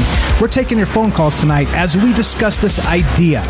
Do you think a coronal mass ejection or a sunspot hurtling directly toward Earth through space would account somehow, some way to increased paranormal activity? There's been a lot of chatter in the past and all kinds of literature and first firsthand accounts of maybe spirits coalescing near energy sources. So what if the largest energy source in our entire solar system blasted us directly? Do you think, just maybe, we'd have a Ghostbusters type situation? Love to hear your thoughts. 702-957-1037. That's 702-957-1037. Go ahead with that idea you had, James. Throw the idea out. We'll take the phone call, and then we'll come back to what you said and what the caller said as well, so we don't forget. What was your idea there? Yeah, there is a type of camera that is being used now. It's only been out, I think, for a few years, that does something similar to what that Tesla vehicle sensors are doing. Only this camera makes basically stick figures that appear on the view screen of this camera near, basically in a room, and you can see the dimensions of the room. I think it uses lasers of some kind, and it does something similar to what that camera did in that vehicle, in that it lets you supposedly see whatever is there and the shape of whatever is there, and including humanoids. It just looks like stick figures, but it's still there, and things will appear and disappear. So that was what I wanted to bring up. Yeah, I've seen that on what's the Zach Baggins show, right? It's been on some ghost shows where they have it's like tracks energy and then sort of tries to map it into body shapes, or that type of thing. Sort of like, it kind of looks like a constellation, right? Like it's got a constellation of points of energy, and it you can see sometimes like it's animals, or sometimes it's like people, or sometimes it's just a big mess, right? Right, and I've heard of it used outside of the TV shows, so I think at least it's being looked into. So just wanted to put that out there as related to that sensors. Maybe those sensors are similar in the Tesla in a way. Okay, sweet. Appreciate it. I see you guys in the Fringe Discord. I'm going to come read your comments shortly. Thanks for all the amazing thoughts there. Let's go to, looks like, is this Michael in Georgia? Welcome to Troubled Minds. How are you? I'm fine. How are you? Can you hear me? Loud and clear. Loud and clear. It is Michael, right? Yeah, I'm going to put you directly on my phone now. Sure. Okay. Okay, now I can hear you. Yeah, in 2015, it's quite a story. There were a lot of solar flares that were blasting the planet. And I'm going to go cut right to the chase, but tell you the story that led up to it. Okay. It opened up a time portal on the property I bought. I'm a writer, and I wanted to get away from Los Angeles high-tech crowd. I was pretty successful, and my publisher was pushing me for a deadline, and I was coming back to Georgia to take care of my mother. You with me? Yes, I hear you. Hello? I hear you. Okay. I'm here. So, all right. And so I'll connect the dots here in a second. So I came back, and including my wife, I came back. Somebody keeps hitting buttons. That's you. Is it me? Yeah, that's you. I'm not touching anything. Okay, I just got a cell phone in my hand. So when I drove back, I picked out a home that I said, I'm going to buy and settle here because I'm tired of the West Coast stuff that was going on. And my mother was ailing. She's going to go into the hospital. And she told me several things about my past. I'm not into children, not into my heritage. I wasn't into anything at the time. And she said, well, your great-great-grandfather, I had a picture of him on my mantle, died in Andersonville Prison during the Civil War here in Georgia. It's one of the worst prisons in history. And so I didn't think much of it, and she wanted me to write about him, find him. So the solar flares were causing these anomalies around it. I don't know if you read about it in 2015, but cell phones were going out, all kinds of power outages, and the things were going on then for solar flares. Yeah, I do remember. So I bought this property. I took this property. Yeah, there were a lot of solar signs in '97 too, but there were. I bought this property. It looked like it had a plantation field, but had been modernized. So I took the property, and things started happening. My phone was going weird. I found a watch from the 1800s in the yard that time had stopped. You know, the watch was cracked. I was getting these symbols, and I kept hearing noises outside my window at night, like animal noises rustling through the ground and stuff, and tree leaves, and you know how animals sound. So also I want to tell you one thing about the heart. I've studied the heart. The heart puts out an electromagnetic field of 8 feet. Did you know that? Yeah, I did actually. The electromagnetic, it's a super thing that the heart is more than a pump. It's intelligence. And your mind is just a few inches. So your heart has an electromagnetic field also. So what happened is my mother, she said that he'd left some letters and a sword and all this stuff she had in her storage. And she didn't make it through the operation. So I went into heart defibrillation. They took me into the emergency room and they put me on the heart machine, and I sort of came out of it, but my heart wasn't the same. It was just pounding and beating at a different rate. So I came home, and again that night, the power went out. I had to light the old lanterns because my aunt had left the Civil War artifacts in the house from my mom's passing away. It was very traumatic for me, and I was just in shock.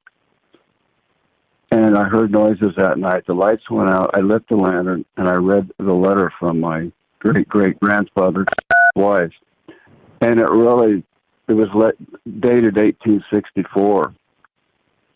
And I must say something, too, one more thing to set this up. I went to the graveyard to my mom's funeral. I walked over to a grave site, and it said, Franklin Moore died September, I believe, of 1864, and there was a rebel flag by it. Well, I said, well, I wonder how long it's been since anybody has stood down by this grave and made any notice of this soldier. And my wife took notice, and she left, went back to California. So I went to bed that night, heard the noises, but now they sounded more human-like. You know the difference between an noise and a human noise?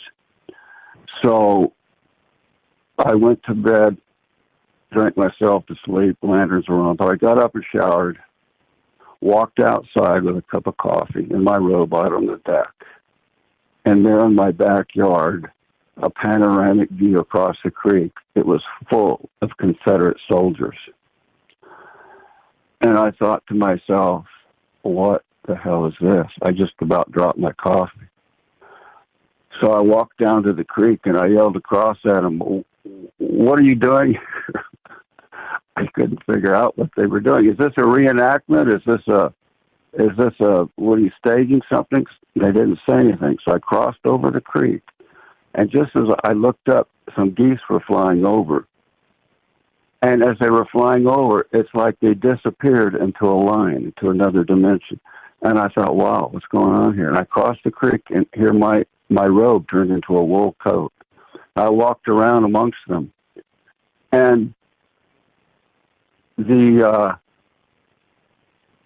one of them says to me, he's cooking something. There's 3 of them sitting around. There are soldiers who are they're cooking. Some are bathing. Some are tending to the wounded. Some are doing there's horses neighing.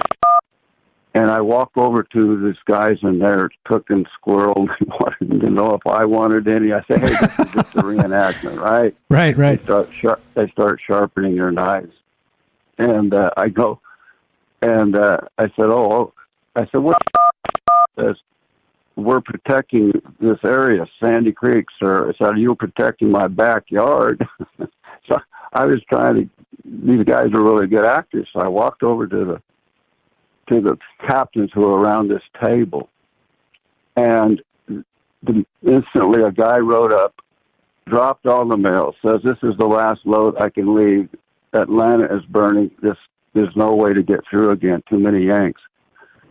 So I looked at the mail, just having to thumb through a postcard, and there was one from this woman who was desperate plea for her husband to come home and get out of the war and it was dated 1864. The month was September of 1864.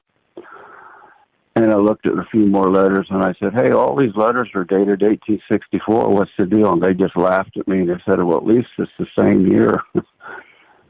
And suddenly it dawned on me that this wasn't exactly an act.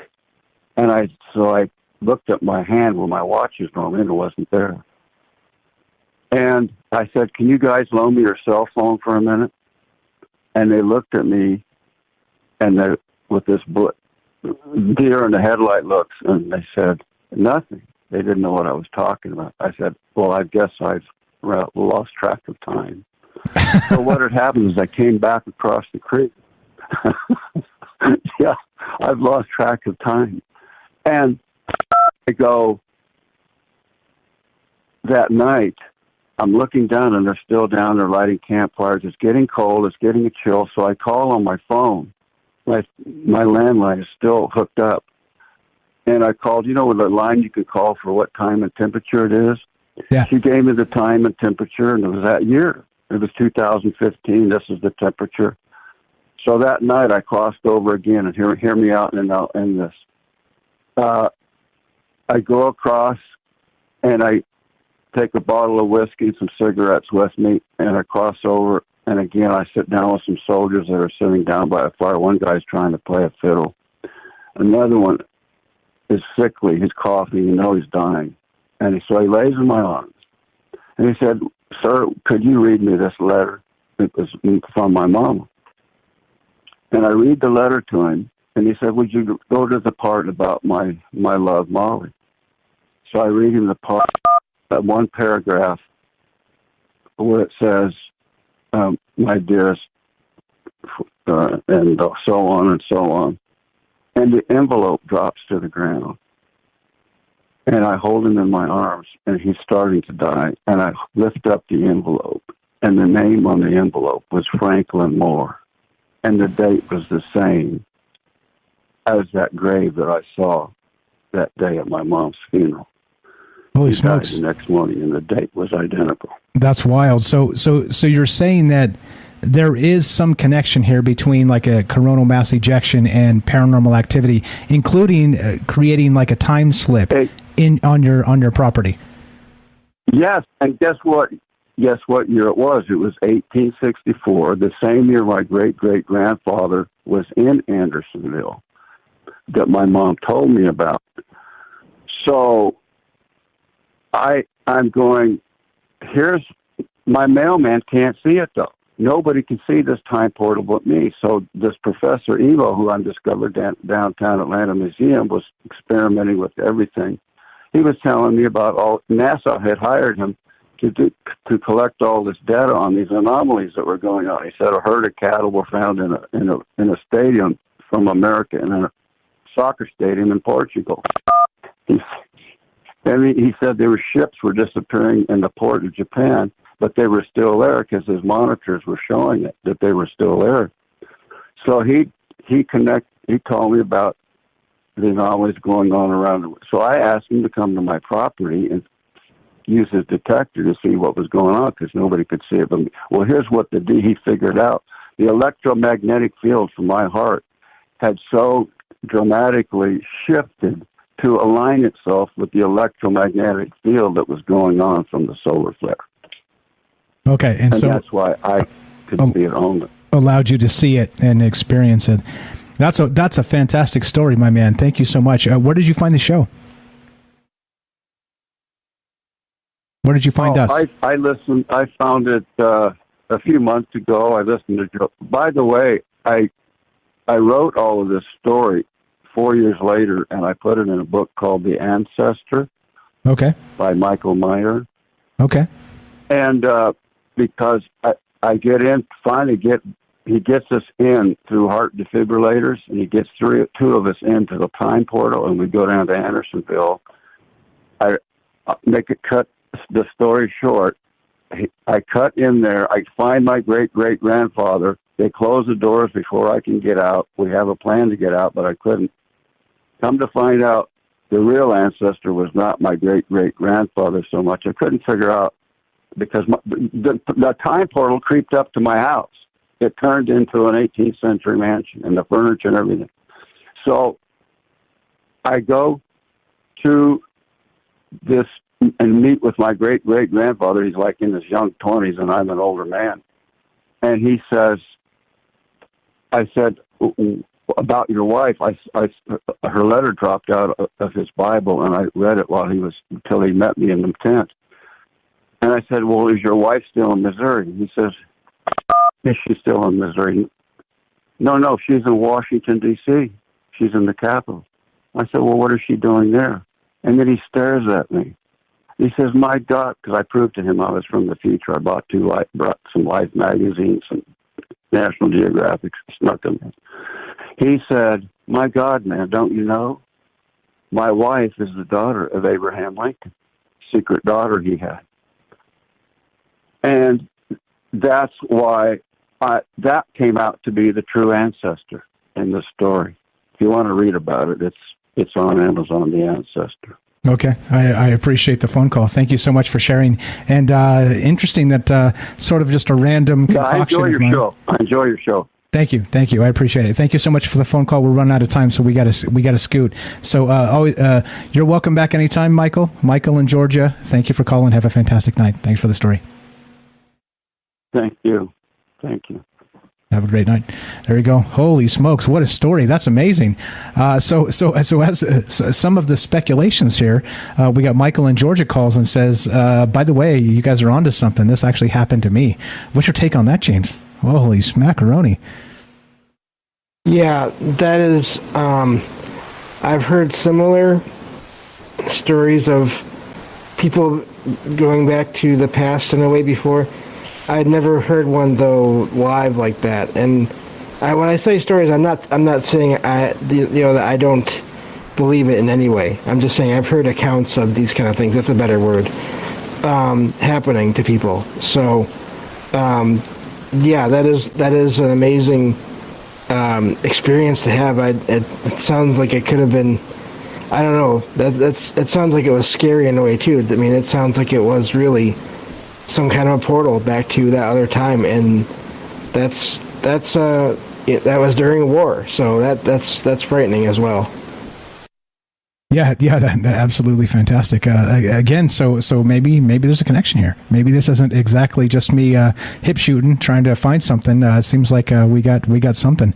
I see you guys over in the chat. Thank you very much. We got phone calls to get to. I promised I was going to read the Fringe chat real fast. So you guys over there, what's up, Mike J? We got Catalina S Magician. Shout out to you guys. Cthulhu loves you. What's going on, guys? And of course, let's see, S Magician and Ryan Gable's over there as well. S Magician says if just the full moon affects us, I can assume that a massive cosmic energy blast will do much more than give us a headache. Seems like it could supercharge anything, especially paranormal stuff. And there you go. Good take on that. Catalina adds, spirits are attracted to energy. And we're going to get a CME on Wednesday, 90 degrees for 3 days. I blame it on Planet X, and electric car batteries are said to be linked to child slave labor. Yeah, that's also, by the way, Cadbury's eggs. We just talked about that in the news show today. Lots of things, unfortunately, are linked to child slave labor. Unfortunately, these days. What's up? What else do we got? Good stuff. Okay, let's go to appreciate the comments, guys. Let's go to Daryl in New York. Let's get her on here. And I think we had Axel for a minute too, but it looks like he dipped. But Daryl in New York, welcome to Troubled Minds. You're on with Mike and James. Go right ahead. Please mute up and find out. The real ancestor was not my great-great-grandfather so much. I couldn't figure out. Okay, I'm going to mute you for just a sec till you get it figured. I'll give you just a second. Sounds like you're on a delay. That's the problem with Discord. When you're listening, you're not in with the channel with us. There's like a minute delay. So when I bring you in and say, you're on Troubled Minds, you're like, because you're like listening to a minute ago. So my bad, Daryl. Are you there? Test 1 2. Here, I'm here. Okay, right on. Welcome to Troubled Minds. Go right ahead. What are your thoughts here? Thank you. I got my list. Let me just get my list out here. Hold on. Sure. Great calls, by the way. Just to refer back to the calls. Let me find my list. Where is it? Hold on. Oh, here it is. Okay.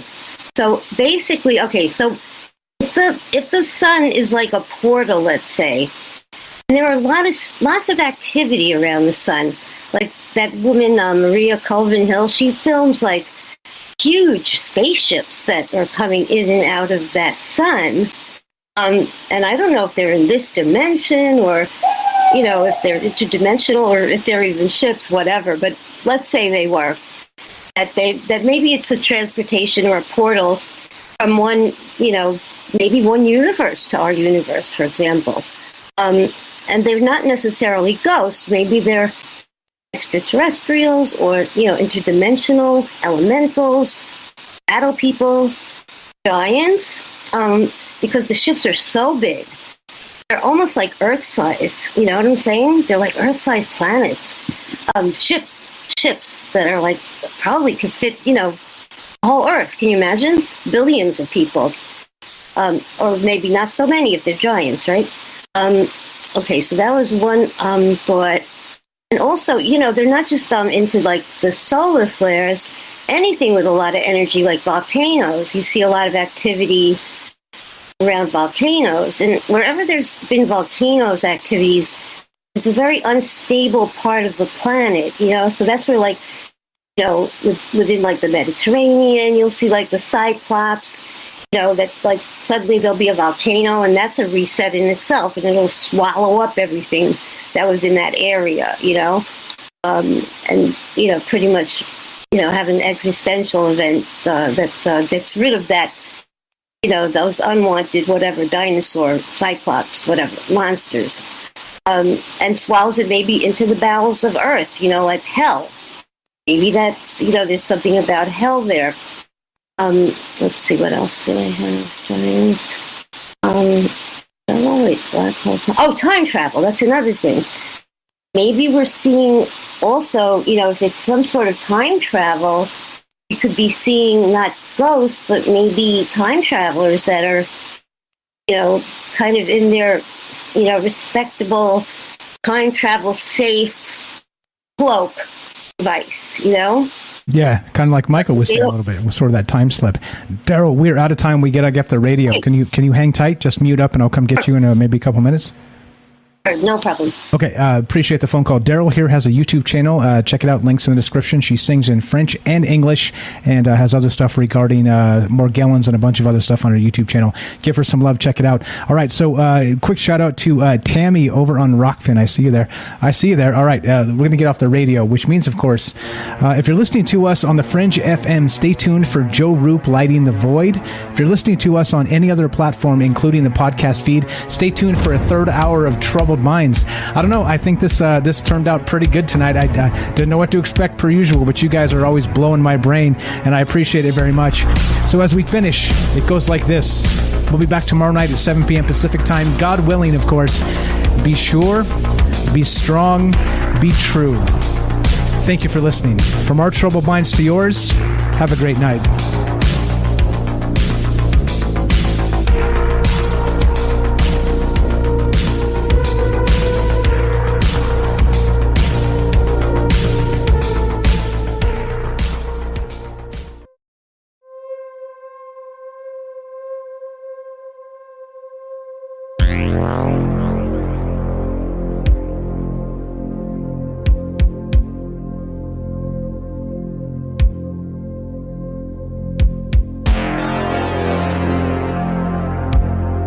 Right, welcome back to Troubled Minds. I'm your host, Michael Strange, and we're doing our thing. We're streaming on Rockfin, YouTube, D Live, and Twitter, and we're going to go into a third hour here, which, of course, the third hour is for you.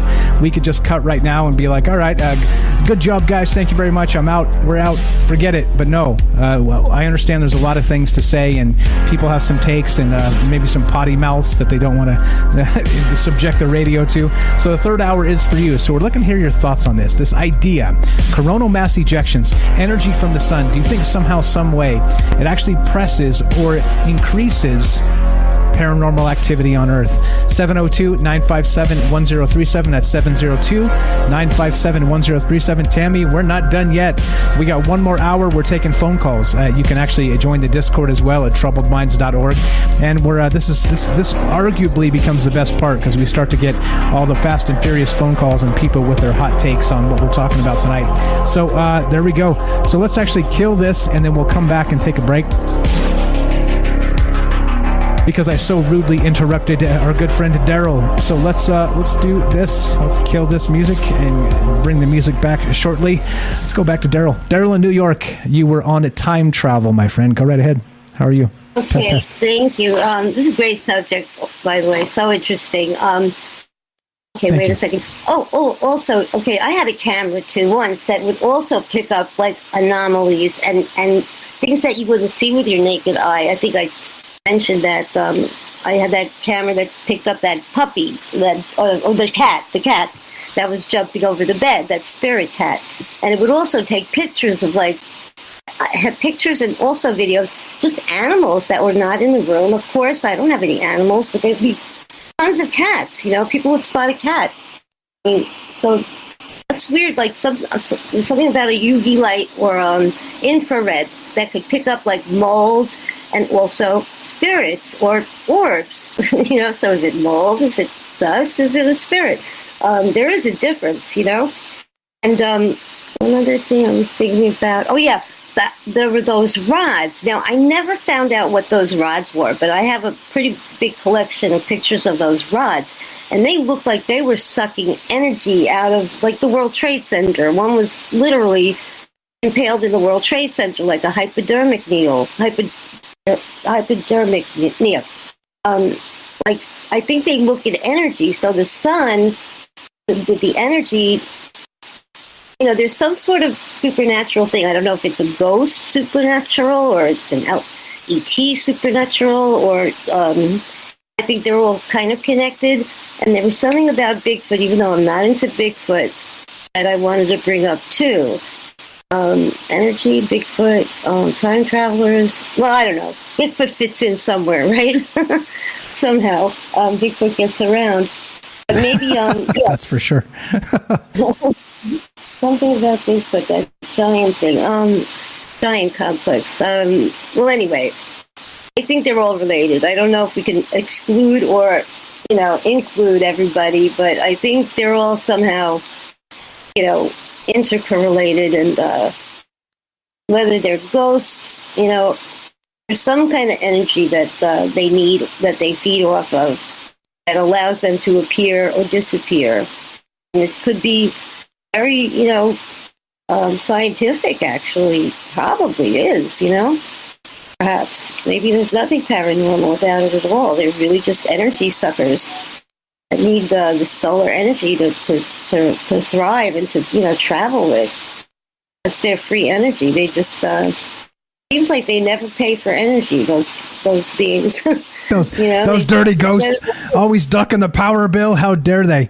No, I mean, but that's the thing too. So if they are, like you said, and some people have suggested this as well, back to that the idea of the archons or energies that actually are here to not just sort of drain energy from humans, from whatever energy sources they can get, right?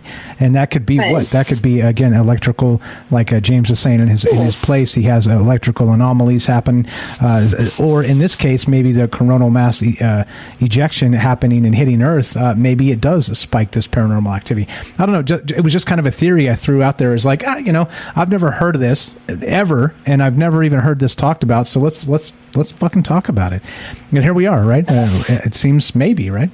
Good solid maybe. Just energy whores, Yeah. Galactic. Like anything else. Yeah. Yeah. Go ahead. Yeah. No, you're good. You're good. What else you got for us? Anything else on your list? Let's see. Did I leave anything? Ships, giants. Again, the giants. I don't know. There's something so big about it. If they're using the sun and solar flares, I mean, that's like as big as you can get, probably, And if there are those ships around the sun, like, what the heck? I mean, they were Earth-sized ships, and they were pretty active, and they were pretty visible.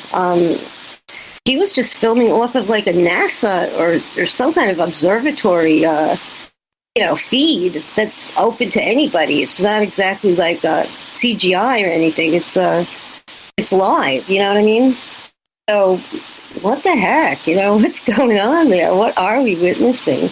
Yeah, so that's the thing that I thought curious, and I thought we should talk about it, because if nobody thinks about this in times of heightened solar activity and even CMEs hitting the Earth, maybe this is a thing, and so maybe we should all pay a little more attention and see. I think that if you get the word out, maybe people start thinking in these terms, and not sort of brainwash style, but maybe you are a little more open to this type of stuff, and it starts happening. Who knows? I don't know. I'm not trying to bring spirits to you. I'm just saying maybe they're there and you don't notice them. That's what I'm trying to say. Who knows? I don't know. I don't see ghosts at all. So again, like you could even argue that I don't believe in ghosts, right? But I think it's fascinating to kind of consider them as part of science or part of, what's the other thing? Science fiction, and depends on who you talk to. As always, it depends on who you talk to, right? There's something else, we have to be very conscious about the potential of a massive solar flare taking out our grid. This is something that's really serious, that we're not doing anything proactively to protect ourselves. And David Adair was a big advocate for trying to get. There is a budget for it, but nobody's doing anything to spend it. I guess they're spending it on themselves, I suppose. But I don't know. There's money for this, to put some sort of Faraday protection for our grid, because once we get a massive CME, whether it's from the sun or from maybe a war, some sort of war, time attack, we're messed up. I mean, we're going to go back to the Stone Age one way or the other if we're not protected. So it's something we have to think about and prepare for, and we should be a little more proactive about it. You can write to your senators and your Congress people. Let's protect our grid. Saying something on this more serious side. I mean, there's a lot of potential for damage, and this like what happened with the telegraph thing. That took down the only form of communication that was so advanced at the time. Yeah, and then didn't some illness came out of that? Didn't the flu come out of that or something like that? I don't know. There was some kind of relationship to the flu and that event. And every time we do something with technology, we get some sort of illness. And it's just a theory. It's not proven, but there was somebody that kind of connected those dots. Every time we release some kind of incredible technology, we get some sort of condition or pandemic. And I think the flu came right after that Spanish flu or something like that. Something came. Kind of pandemic. I'm not sure. I haven't. I actually never looked at that in terms of the dates, but I'll take your word for it. I'll take your word for it for sure. All right. So we got James here. We're going to get comments from him, and unless you got anything else, Daryl, then we'll take a quick 2-minute break and come back and take more phone calls. What else you got? I'm good. Want to hear everybody else? I'm just happy to listen to the rest of the calls. Okay, fantastic. Thank you very much. Once again, Daryl's got a YouTube channel. Check it out. Link in the description. She sings in French and English. Has some stuff on Morgellons and some other stuff. Check it out. And thank you very much, Daryl. Always a pleasure. James, what's your take on that? And then we'll take a break. Yeah, I did want to get back to the sun and the idea of that being a portal, because that's something else. And I mentioned this in the chat earlier that I was going to look into, was this idea that different, if there's beings that are made of energy, whether it's ghosts or other interdimensional, whatever, maybe they could literally ride or be travel through weather, whether it's energy from the sun. Again, that portal idea, which I think is really amazing, and I mean, we obviously have no idea because we can't get to the center of it just yet, as far as I know. To just, like I said, thunderstorms, the way, maybe that is why in some cases there is increased paranormal activity. There is literally beings coming and going through those storms. So I think all of that is possible. Okay, possible is good by me. That's why we absolutely do this. Okay, so what we're going to do is Let's see. Okay. So what we'll do is take a quick 2-minute break. We're here with Daryl's here. James is here. Salcedo Paranormal. Check him out. He's got a paranormal podcast. He's actually the paranormal expert of troubled minds. And don't let him tell you otherwise, because I'll twist his arm and make him say, fine, Mike, fine. I'm the expert. Yes, sir. You're the expert. You got a paranormal podcast, man. You're the expert. So what we're going to do is take a 2-minute break, and we'll be right back. You're taking your phone calls. What do you think? This idea about the coronal mass ejection, the energy from the sun, maybe possibly causing not just increased paranormal activity, but like Michael on the phone said when he called not too long ago, maybe time slips happening. And who knows? Love to hear your thoughts one more time. 702-957-1037. That's 702-957-1037. And we'll put you on the phone, put you on the show, and click the Discord link, troubleminds.org. And there you go. I'm going to play some music. I'll get you guys some echo so you hear the music. So don't speak or you'll hear echo. And be right back. More Troubled Minds on the way. 2-minute break. 2-minute break. Be right back. Don't go anywhere. Music for you. This is Michael's. Music for the masses. Here it is. And we go. Be right back.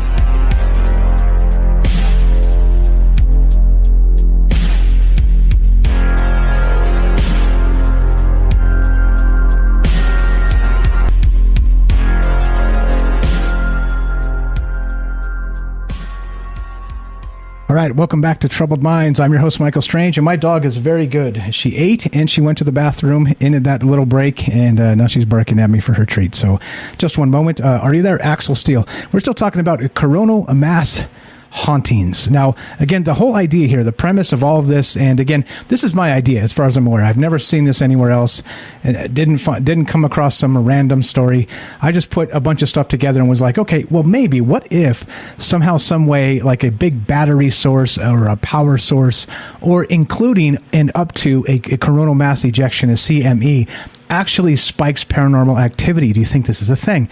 We got a call from Michael in Georgia that said he, back in 2015, when he was having a coronal mass ejection situation with causing all kinds of disturbances in the ionosphere and the atmosphere itself, he actually had a time slip where he went back on his ancestral property into the Civil War, and that seems absolutely wild. And yeah, there you go, smack damn hot. Here we are.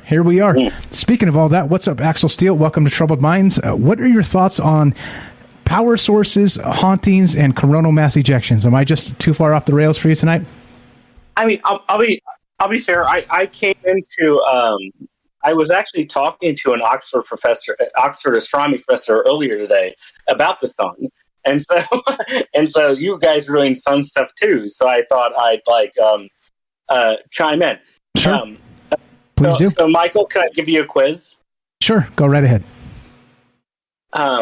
So, solar systems are basically based around angular momentum. What do you think has the most angular momentum in our solar system? That would be the sun. Okay, that's wrong, but it's not a bad choice. It has 40% of the angular momentum. Do a second guess. What has 60%? What has 50%? Jupiter. Yes, Jupiter is the one that has the most. But there is something interesting about the sun, which is like, the ecliptic, how all the planets are like in a plane. Correct. Yes. So gravity coalesces into a flat plane after time. Yes. Yeah, but the sun does not rotate. The sun rotates, but doesn't rotate in that plane. It's 33 degrees off. And so what a lot of people think, this is the search for like Planet X. A lot of people think there is a big planet out there very far away that's outside the ecliptic, and that's why the sun does not rotate in the same plane as the rest of the other planets, because it's like 30 degrees off. And so I don't know why. I was like, you know about the sun? I'll tell you about how there might be a Planet X. Sorry, it's not super helpful. No, wait. So are you saying there is or there isn't a Planet X? Well, I was talking to this guy who's a professor at Oxford, and I was trying to nail him down if he thought there was one or not, and he was kind of like, it is the most logical explanation for why the sun doesn't rotate in the same plane as the other planets, but he wasn't willing to commit to it. There really being another planet out there. No, okay. However, there is evidence to suggest there's a heavy gravity signature way out in the Oort cloud that offsets all of the smaller objects to its gravity signature. And some have speculated a planet X we haven't found yet. Others have said a primordial black hole. So, and some have even said in some cases that it's possible that it's simply a mathematical miscalculation, and it's just an error. So we were doing black hole chat, as sometimes I do. And I was telling him, if you said that there was a planet out there, I'd believe you. But he wasn't willing to commit to it. Yeah, well, I mean, because you don't want to as a scientist. Like, and this is the craziest part. You know this. The second you're a scientist and you go, well, there's probably like if you said what I said, and what I said is exactly true in all three of those cases, that there is a gravity signature that suggests there's something out there that we haven't found yet, and it's massive. So that's the thing, right? But if you say that as a professor, as it is a thing, then you're a quack because you don't have evidence of it. So I get it. That's why we do what we do. We're just like, hey, the science suggests maybe. I wanted to bring it up because I was just talking to him earlier, and he just published this paper for his PhD dissertation, and so I was like, burning knowledge. A new thing. That's what I got. Well, I'm not as knucklehead as I seem. So usually I'm pretty good on the those multiple guess tests because they always have look guys, there's a formula. There's always two that make no damn sense. There's always one that's close to the right answer, and there's one that's always the right answer. So you basically have to, if you can narrow down the two that make no sense, then you got a coin flip. So there you go. Go take your newfound knowledge and go ace those tests. All right. I figured that out when I was like in second grade. I was just trying to give all of you cutting edge sun information. No, I love it. I love it. All right. So regarding this idea, and I know, so Axel here, good friend of mine, good friend of the show, good friend of lots of folks that call in as well. Axel is a materialist, and I don't want to speak for you, but what about this idea that maybe this charge of energy from the sun itself will actually somehow, some way become maybe cause a spike in apparitions or paranormal activity? What do you think about that? I mean, that implies that apparitions are electromagnetic in some sense, and so the added energy of the sun will increase their presence. I mean, and I guess if that is your take on them, that could very well be true. I mean, to the extent that I believe in apparitions, I always feel they're more spiritual, and so I don't think they probably would relate to sun cycles. But if you think there are like a physical thing that interacts with electromagnetic fields, then yeah, they probably would spike them up. Okay. All right. And you're no stranger to the esoteric. Axel here's he's my dungeon master actually, and so he has to keep up on the esoteric stuff. Yeah, we do need to finish that game at some point, and so he does keep up on his esoterics because he has to work them into the Dungeons and Dragons games.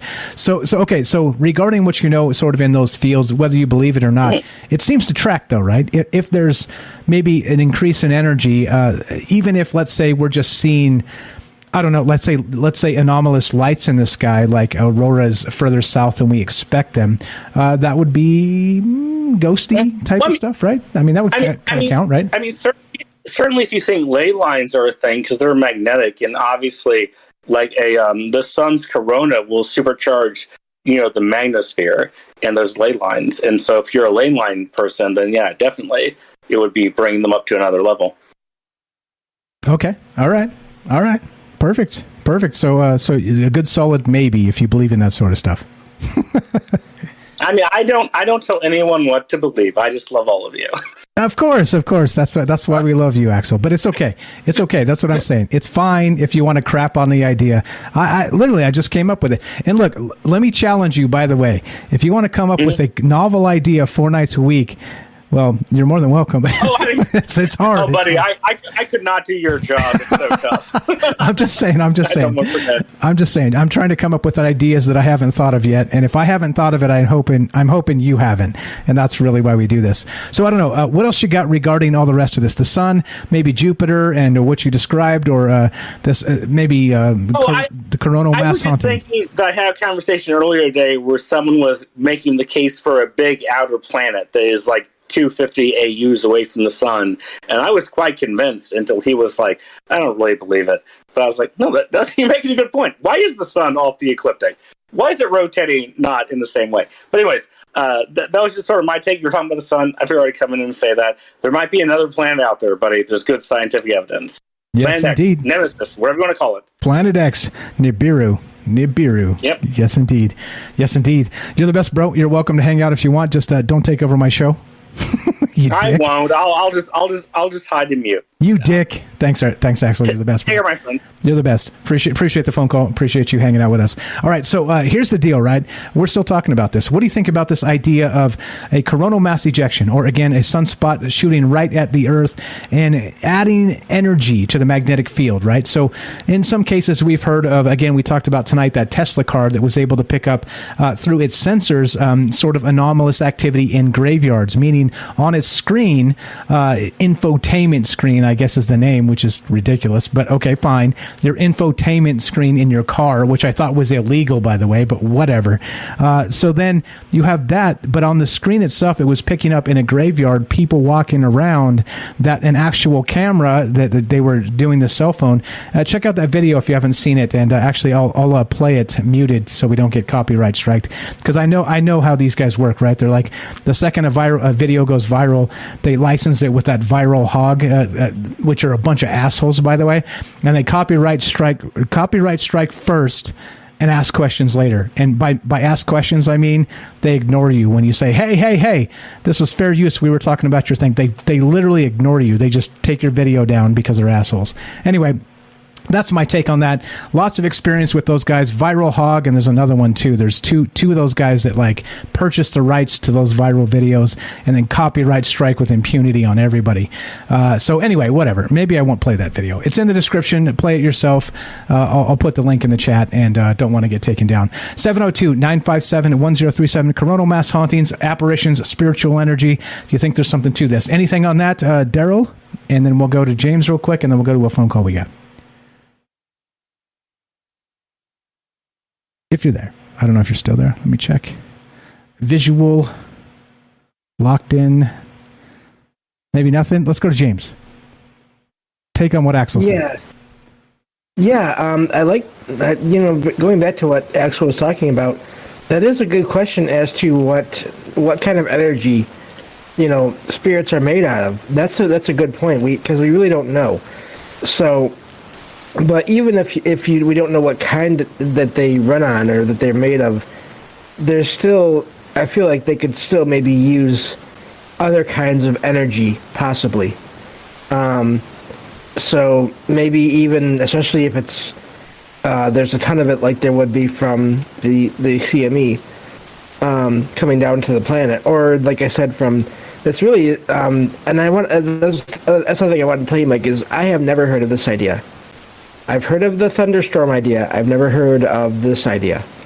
Yes. So, yes. And again, as your reluctant paranormal expert, I will say, and all the shows I've listened to and things I've read, I've never quite heard of that before. Not that it doesn't exist somewhere, but it's not common as far as I can tell. Damn right. I'm just trying to mix ideas in a blender and make the best maybe juice possible. And here we are. Cheers to that. Appreciate it, James.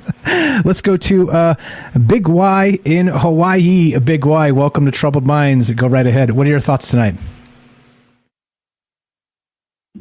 Well, man, I think I might have something that fits right in with this tonight. I got this book by Manly P. Hall, and I was curious if you're down to hear just a little excerpt from it real quick. Sure, go right ahead.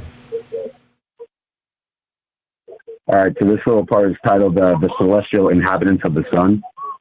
The Rosicrucians and the Illuminati, describing the angels, archangels, and other celestial creatures, declared that they resembled small suns, being centers of radiant energy, surrounded by streamers of brilliant force.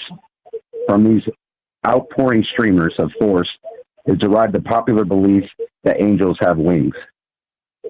These wings are like corona-like fans of light, by means of which the celestial creatures propel themselves through the subtle essence of the superphysical world.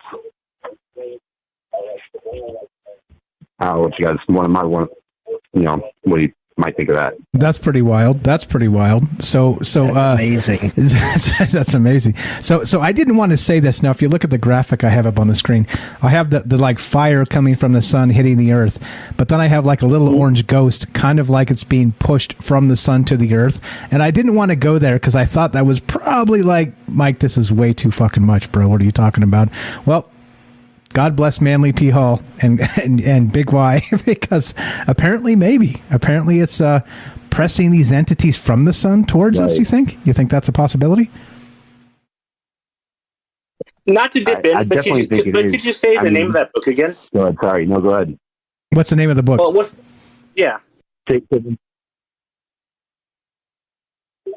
You cut out, Big. Sorry, I couldn't hear you. Say it one more time. You cut out. Just what's the name of the book? By Manly P. Hall. What's the name of the book?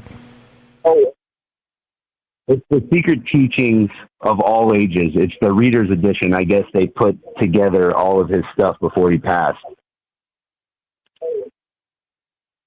The Secret Teachings of All Ages. By the way, which actually is what Ryan Gable named his show after, was that book. He calls his show The Secret Teachings. Just FYI. He's very into Manly P. Hall. Good stuff. So what do you think about the take then? I agree with James. That's amazing. What do you think, Big Y? Do you think that this is possible? Do you think that, so Manly P. Hall has been basically a godfather of the esoteric, of the modern esoteric, and not just that sort of like ascension and other things. How much credence do you give to this statement? To be honest, I give a lot to, during the beginning of my whole like waking up process. It was kind of one of the first books I got was a small excerpt from Manly P. Hall, and I didn't understand what it was, talking about the fire inside, the soul as a flame. And I actually found that excerpt when I found this book. And here's the other side of it, is like that whole relic force, acting on through different outlets or different faucets, if you will, trying to make things happen and moving things in the divine fate of all of us, if you will. How we're interconnected. This book we found, it was in a trash pile around the corner. My wife found it on the way home when she was coming home from her work one night, and she's like, "Oh, hey, I know you like Manly P. Hall. Look what I found." Nice. Nice. Some things are meant to be, huh? So I definitely believe so. And I think, like with ancient cultures, how they assigned godly powers or powers of higher, beings to like celestial bodies, and the way that affects us as humans. I got to tell you, the last few days of this radiation supposedly being pushed out in an excess towards the earth, it's been a kind of a quacky few days around here. You know what I mean? Like people acting a little extra, you either have people like really extra positive or extra negative, and I've even kind of felt like my wires are a little on the fringe, and kind of the same thing it would be when like you get a new moon or a full moon, how the moon affects the ocean tides. It should affect our bodies too, with how much water we have, we consist of. Exactly. And, I find it funny too, with the sun. No, go ahead. Go ahead. So one of the gods' names for the sun is Vulcan, and that was associated with like volcano gods, as well as maybe Mount Sinai. There was that volcano that the Israelites were following. It's also been said that the moon, Moses might have been a part of a moon cult as well. But this duality between the moon and the sun, I definitely think ancient peoples who weren't bogged down by 5G and everything we have probably had a better feeling of the effects of it.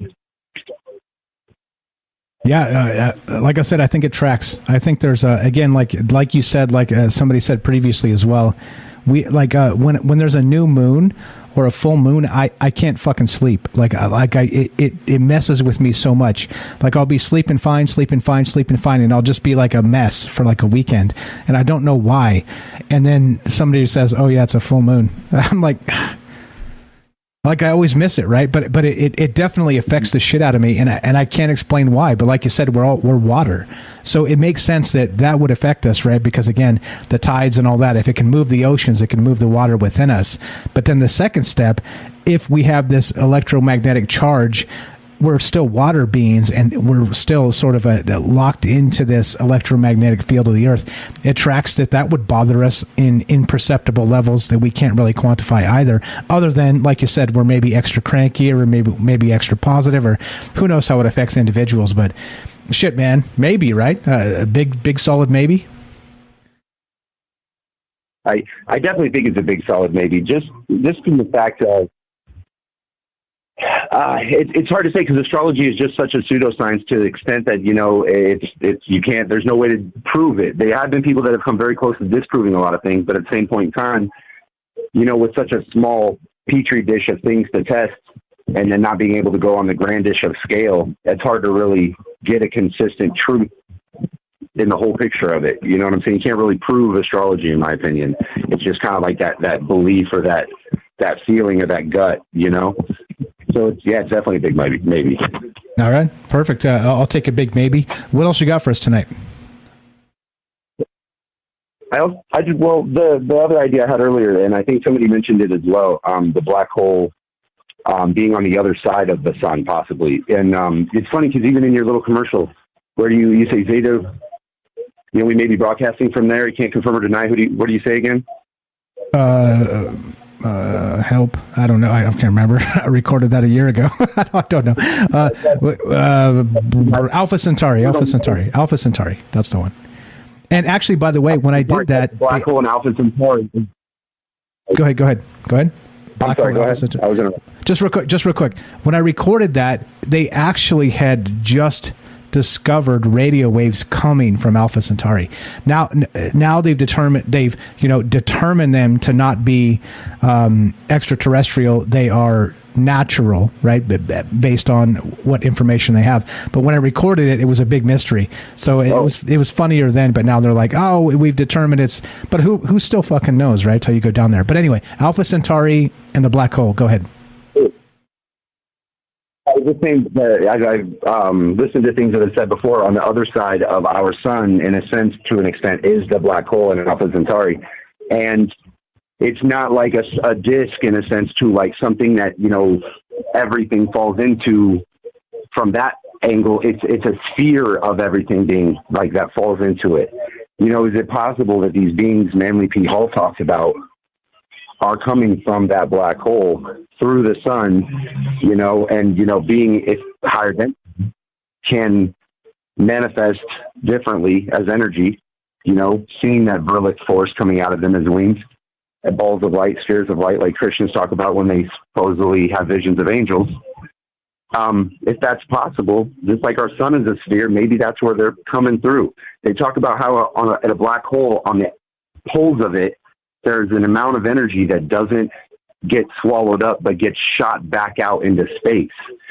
So if it's possible that it's doing that, just imagine the amount of energy it's actually pushing back into the hole. I mean, our sun could be a example of that.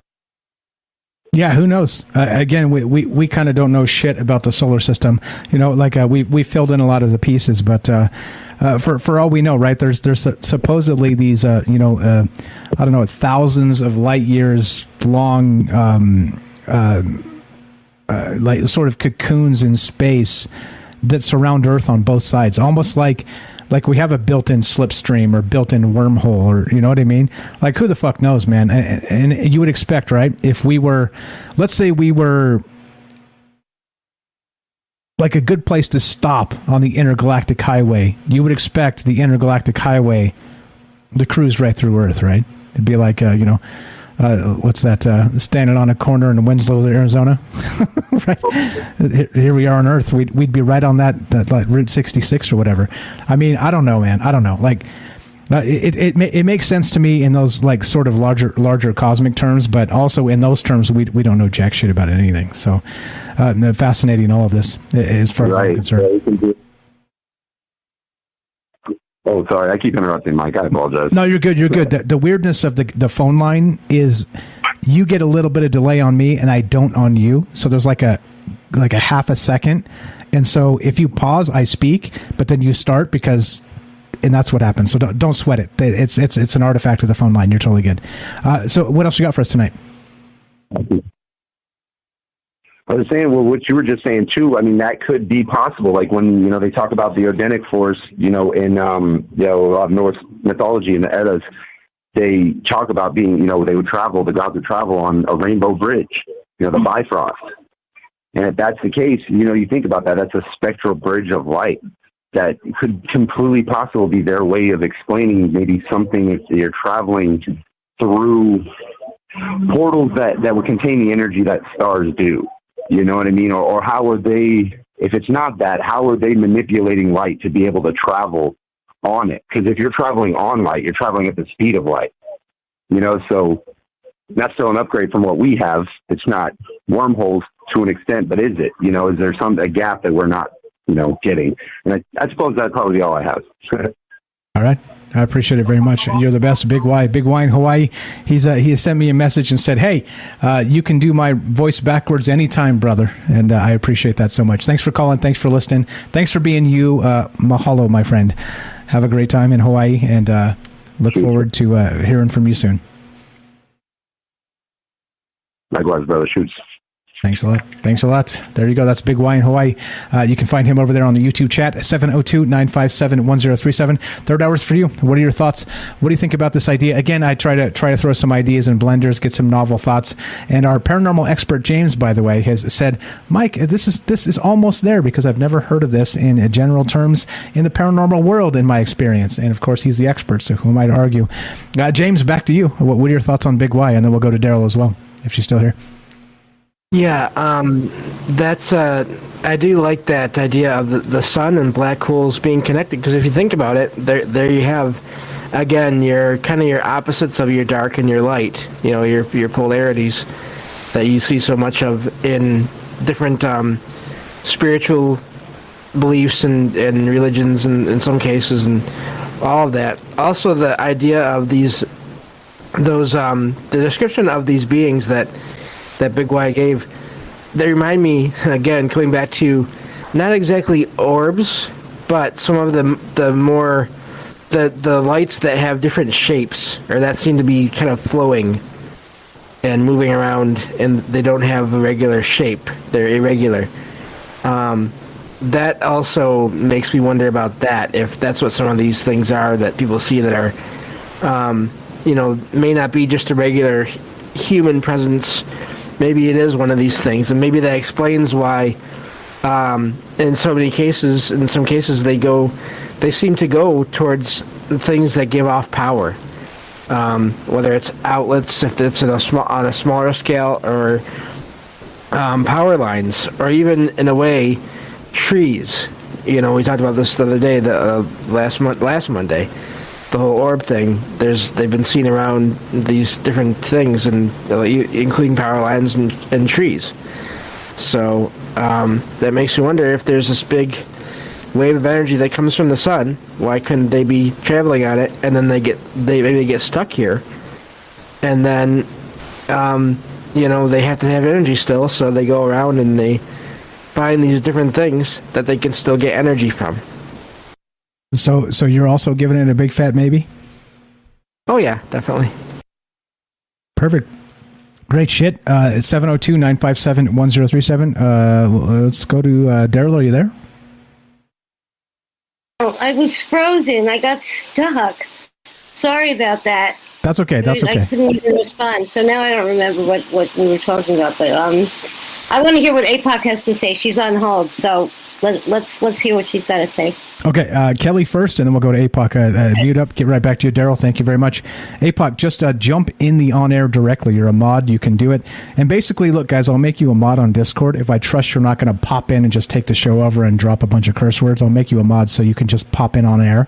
Mute yourself, jump in, and you don't have to sit in the caller queue. Just do it. Kelly does it. Speaking of Kelly, let's go to Kelly in Colorado. Welcome to Troubled Minds, my friend. What do you think about all this crazy stuff? Have I gone too far this time? No, it's actually pretty interesting, and good evening.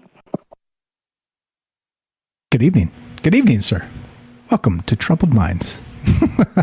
All right. So good. It's in the good category of interesting. I like that. So what are your thoughts then regarding energy from the sun, sort of a spiking paranormal stuff on Earth?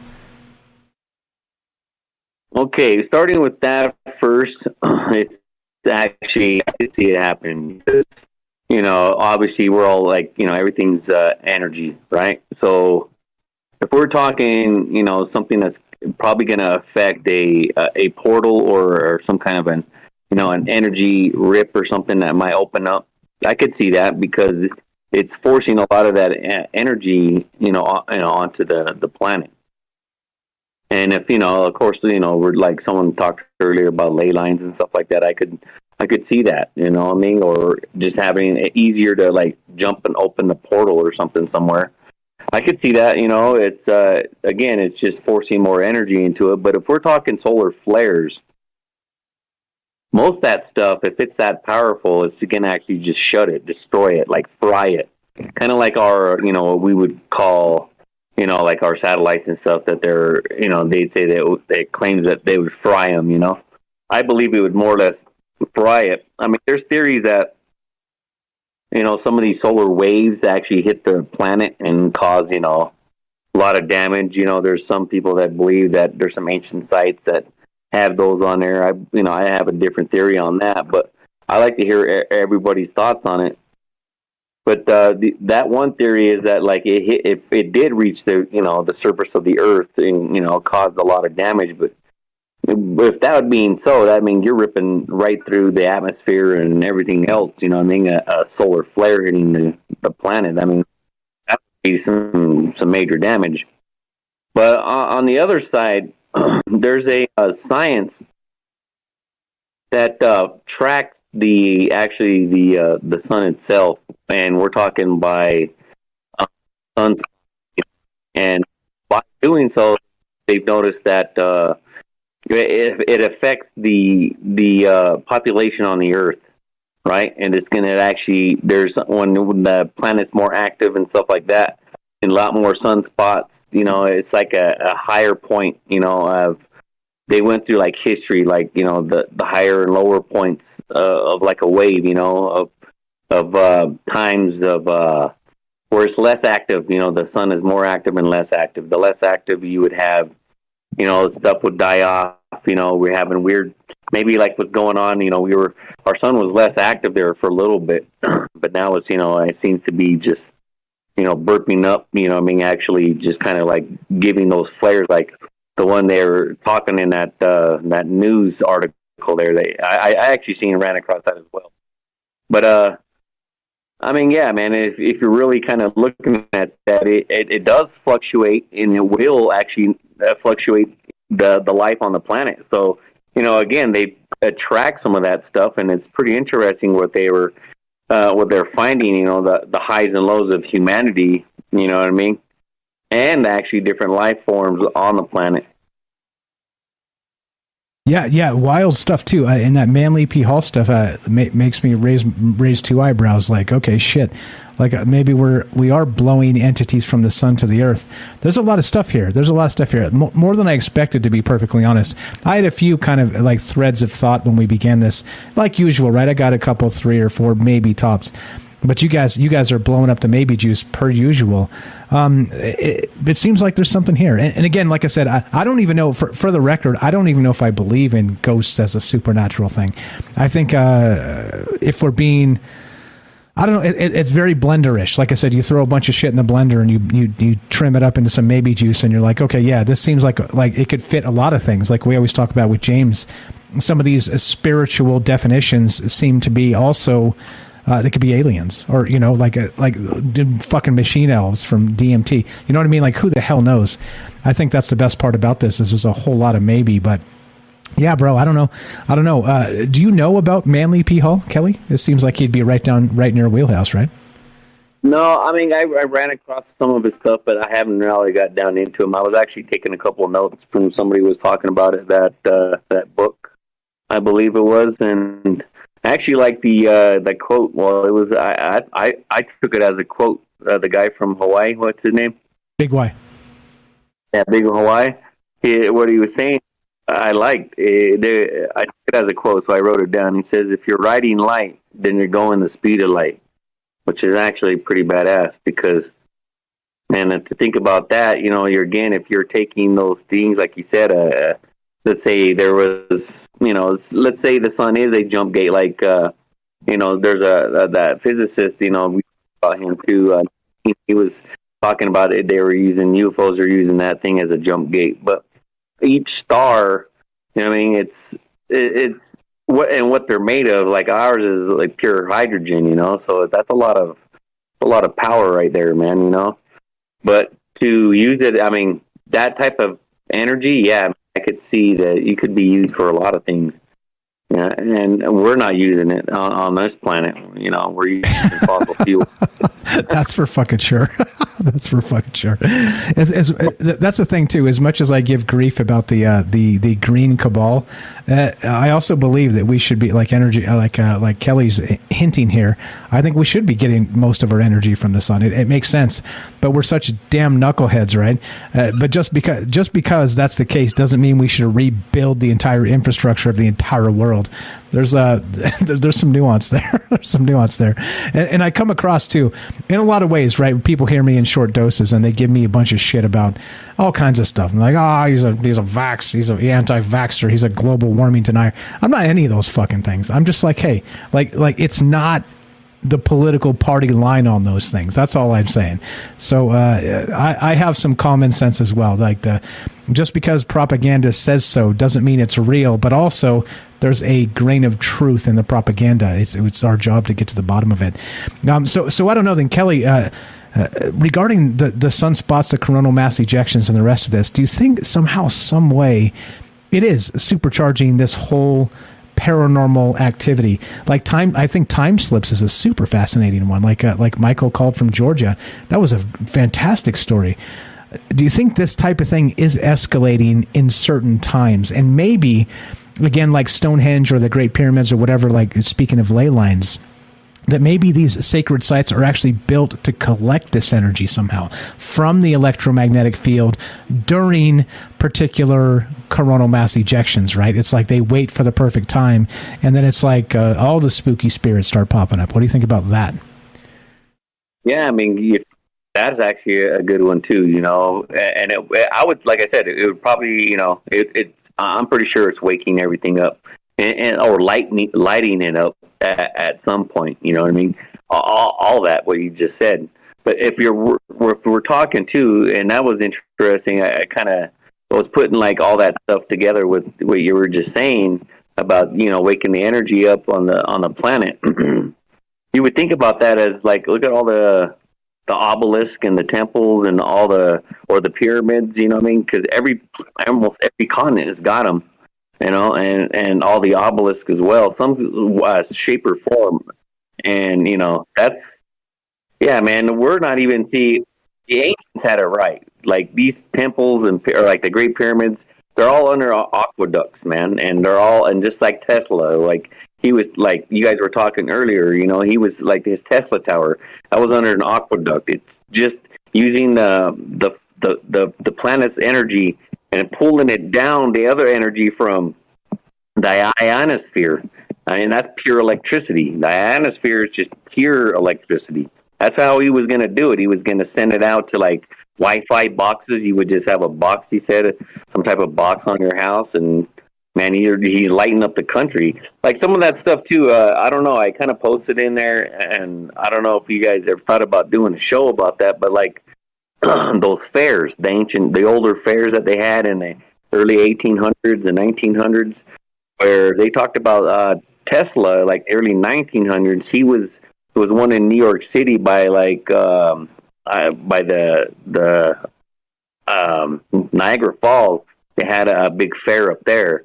But Tesla was the one that had like all that stuff. They gave the thing to him to power all of it, and they had like, even back then, early 1800s or late 1800s, and they were talking about these things had like moving platforms, like escalators, like the like the ones in the airports now, where they're flat, that you can move faster. I mean, how was he juicing all that shit up? You know what I mean? And I believe he was probably already trying, he had it I'd say he had it perfected, where he was doing that. It was like a Wi-Fi shooting out, from his Tesla towers that he had. But I don't know if he had a temporary one where he was using it, but yeah, man, they don't ever talk about that. How I mean, this whole thing, light bulbs. You know, they out of the 1800s, they were still using candles and stuff to lighten up, streets or whatever. And they had these fairs, and it was like everything was lit up with lights. How was he doing that? Yeah. Maybe infrastructure, not to a certain point. I don't know. I'm contrary to popular belief, I'm not as old as I look, and I wasn't around then, so I can't actually answer that. But you might be onto something. Interesting too that a lot of the Nikola Tesla stuff and the Thomas Edison stuff and that whole sort of a battle for AC and DC and all the rest of that stuff. I don't know. It seems nefarious. It seems almost like, I don't know. I don't want to get extra conspiratorial here, but there's probably enough there to do a whole show on free energy and all the rest of that as well. We had the guy actually. I don't know where he's at. His name is Robert. He used to call into the show. I believe his name is Robert, and he apparently said he was worked with Tesla's assistants. A relative or something to this effect, and said that he actually had the secrets to free energy, and he's getting information together, and he's going to get back with us to do a show. But it's been weeks or even months for sure, and I don't know. Anyway, I don't know. I don't fucking know, man. Like it seems like there's something to this for sure. Not just why aren't we getting energy from the sun like you think in this case, right? If the sun could just blow all of our shit up and to send us back to the Stone Age, why aren't we just getting the energy from the sun? It seems like you want an energy cabal fighting against that. Big oil. Again, right? And two things can be true at the same time, just real quick.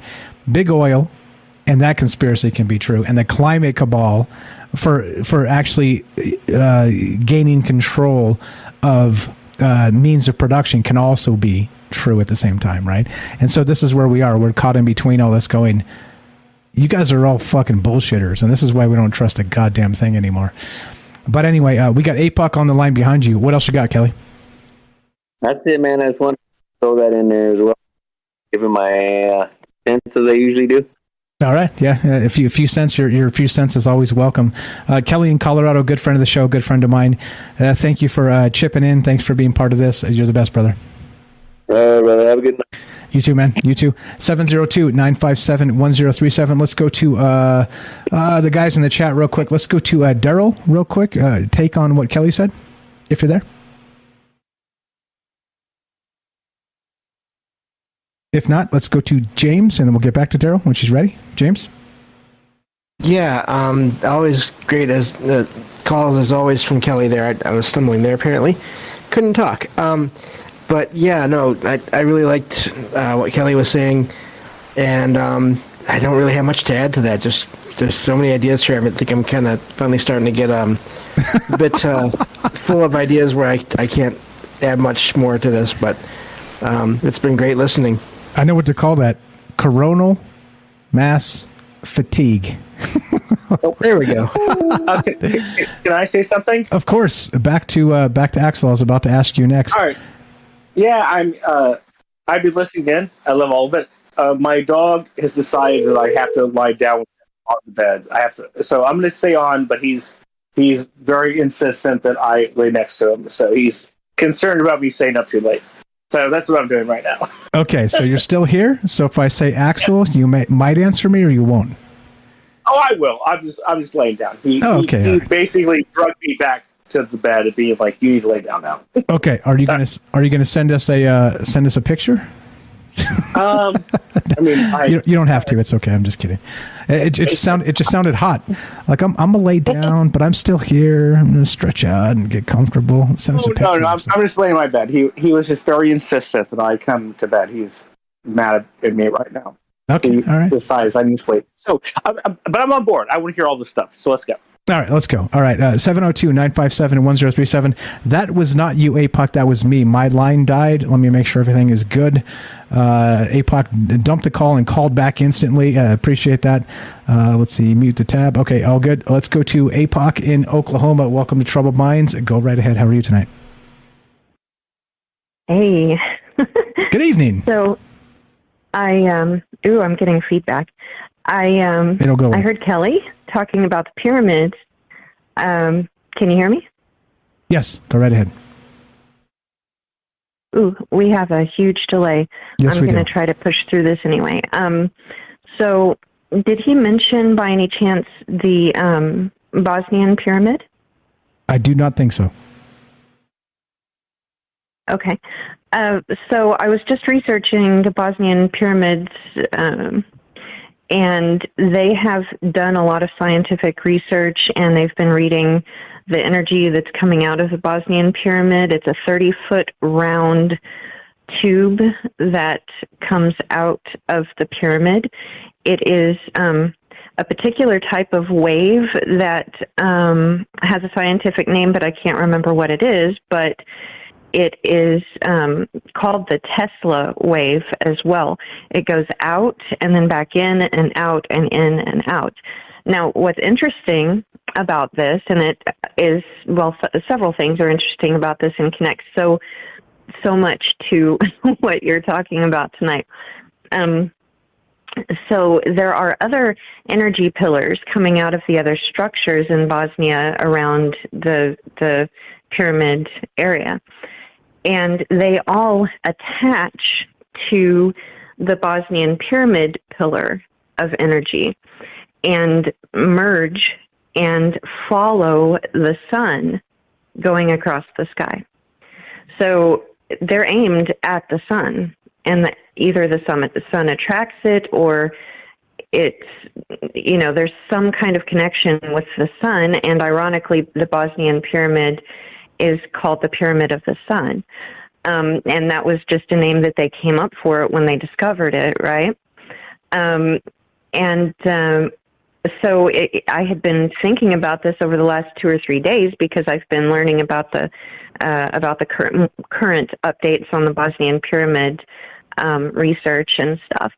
And they literally took drones with equipment up there to read the electromagnetic fields and the energy, and it's an immense amount of energy. And I guess the main Egyptian pyramid does the same thing, but only like a few times a day. The Bosnian pyramid is permanent. It's like the tube of energy that comes out is always coming out. And what I was thinking is that, the sun has been considered theoretically to be possibly a portal or something. Also with Nassim Harameyn's fractal cosmology, there is a black hole in the center of everything. If the sun is so powerful, could that also be a black hole and a quote-unquote portal to possibly another place? I know James was mentioning something like that. I did miss about 15 minutes, I think, of the conversation. But earlier in the evening, I know James had mentioned that. But I wanted to throw that in there because I was just researching the Bosnian pyramid, and I thought it was really cool interesting that it followed the sun. So, yeah, what do you guys think about that? Oop, I muted myself. James, take on that. I'm going to find APOC's link to share here. I didn't add it to the batch yet, but I'm going to do that right now. But take on that, James, and then I'll give you mine. Yeah, and it's kind of funny that I'm glad that APOC called about this. I'm glad you called about this, APOC, because you did send me some videos before, and I listened to them, and that is amazing that there's this whole other set of pyramids, or these pyramids that are, everyone basically is focused on Egypt, but then there's these things, and they're giving off even more energy than the ones in the pyramids in Egypt. So, and they're aimed at the sun. They're basically aligned with the sun. So I just wonder what could all that energy do, and I mean, how could it be harnessed, and can that be? I would wonder now if what kind of paranormal reports we would get if we looked into that area in particular as well.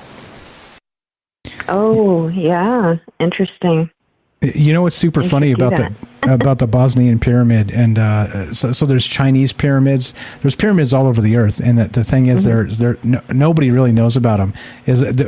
Just before we started this show 4 years ago now, this weekend, 4 years ago, Frank and I, the original co-host, we were joking with each other. We're like, "Well, do you know about the pyramids in China?" He's all, "Yeah." He's all, "Do you know about the pyramids in Bosnia?" "Yeah." "What about the pyramids in Antarctica?" "Yeah." Like we were doing that sort of thing back and forth, just kind of clowning each other and being stupid. But then we're like, wait, there's a conversation here. And it's sort of one of the reasons why Troubled Minds came about. Because whether there's some esoteric something there, or even anthropological or archaeological something there, or not, it's still a conversation that's interesting, right?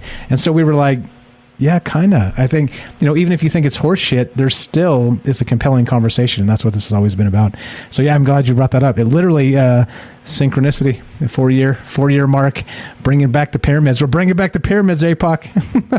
I put your link in the chat. Absolutely, there you go. Yeah, there you go. Please follow APOC. I'm not cutting you off. Go right ahead. I'm just letting everybody know I dropped your portal in the both chats. Go right ahead. What else you got for us? I don't know what kind of delay we're on. Sorry if I'm interrupting or bad timing or whatever, but yeah, I mean, considering that, and considering, I would love to dig into the time realm and how electromagnetism could possibly affect time, and how we're going through this weird Mandela effect thing, and I mean, there's just so much to this, Mike, that it's crazy. You could definitely attach a lot of possible scenarios as to, some of the complex paranormal and odd time time things that have been going on lately as well. If everything is electromagnetically organized, basically, and so anything that affects anything that changes in our electromagnetic field is going to affect pretty much everything in some way. And I can definitely see it affecting other possible frequencies, because rather than calling it dimensions, I like to call it frequencies, but other frequencies of existence, other levels or layers of fields where conscious existence could happen. If the sun, expresses a flare that changes our electromagnetic field, and as I cannot remember who was saying it in the chat. Someone mentioned that from that last large event that our magnetic field has been weakening. So that's an interesting thing as well. If that is true, if the magnetic field is weakening, are we getting into a less dense frequency, a less dense state? And if we do that, could the veil be weakened to an extent that not only the quote-unquote paranormal or whatever, but also the way that time works possibly shifts, the way that time is perceived and experienced possibly shifts. So, I mean, I think it's all quite possible. I think it's definitely worth playing with and looking into, because this stuff is very interesting. Yeah. So you also are giving this a big fat maybe. Oh yeah. Oh yeah. All right. Oh, yeah. All right, APOC here, a good friend of mine. 89% on this one. Okay, all right. That's right, the APOC percentage. We got to get the APOC percentage. That's becoming a thing. APOC here has a podcast called Apocalypse Tau. I linked it in the chat. I'll link it again in just a sec. Please follow her. It is my remiss that I didn't add her to the link tree down below. I will do that. By the way, APOC, when you get rolling back in your podcast, I'm willing to be on there with you. Just let me know.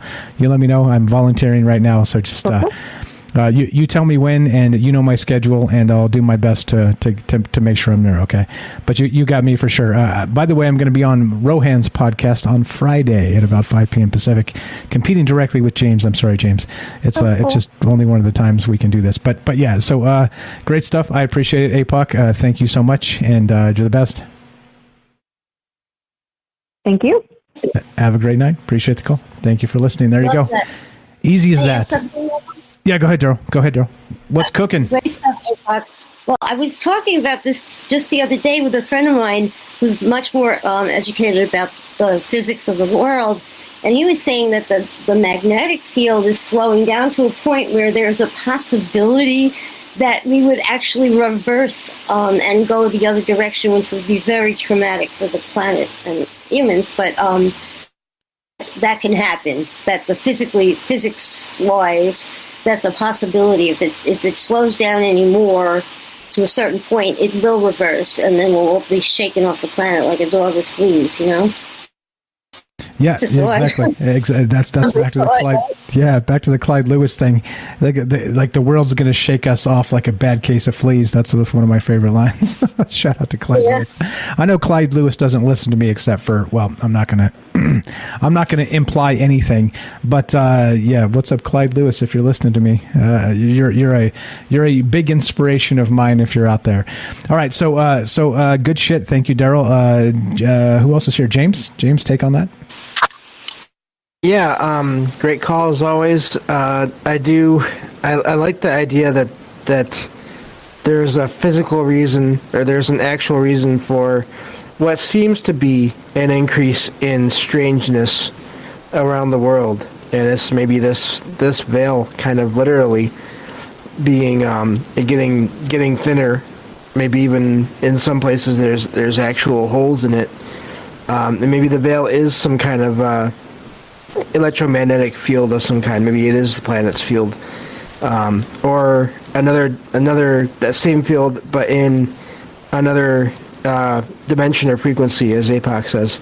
So yeah, I like that, and I do feel like I think part of it is the internet being around and making it easier to find all this, stories about everything that goes on, but I don't know. It's just in general in the way I hear about people's experiences just in person and my own.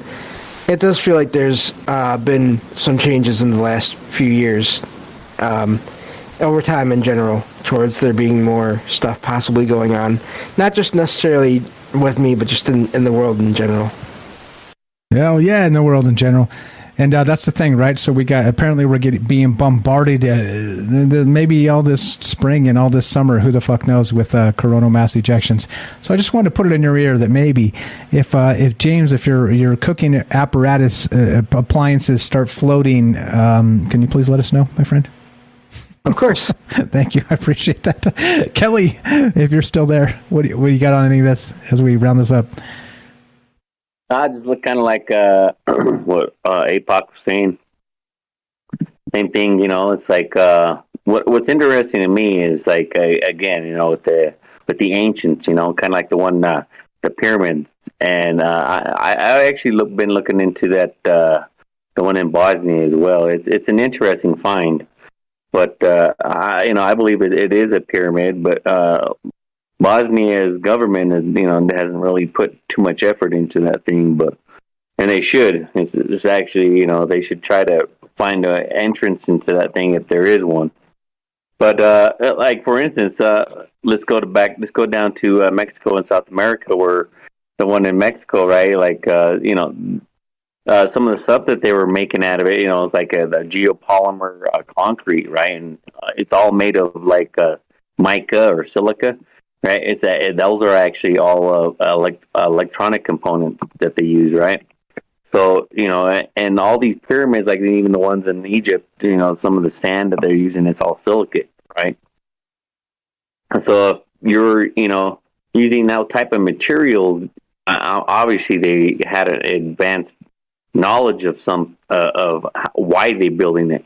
But to you, I would believe that they're it's a power source of some kind, let's say, you know what I mean? Each pyramid, you know, a frequency to speak to each other long distances. Maybe that's why we have this situation where everybody thinks that there was the theory of a one giant civilization, you know, or some people say a religion, or you know, where because it's, you know, all these mixed cultures, you know, same stories, just a little bit of difference, you know, names and stuff like that. But yeah, it's interesting, man. Like all these ancients, like all this stuff, all these people, and the material they made the stuff out of, you know, like granite and stuff like that, pink granite. I mean, a lot of that stuff, you know, they have a lot of energy in them. You know, and granite is known to have a lot of nuclear material in it, you know, to cause radiation, like radiation material in it. And then that's natural radiation. So who knows, man? Maybe it you know, these pyramids have been dormant forever, man, and something's waking them up. You know, it is the age of what is it, Aquarius now? You know, the new age. So who knows, man? Maybe we're just sitting here waiting to find out what's going to happen next. Yeah, you and me both. I got my fingers crossed it ain't nuclear weapons for 100% fucking sure.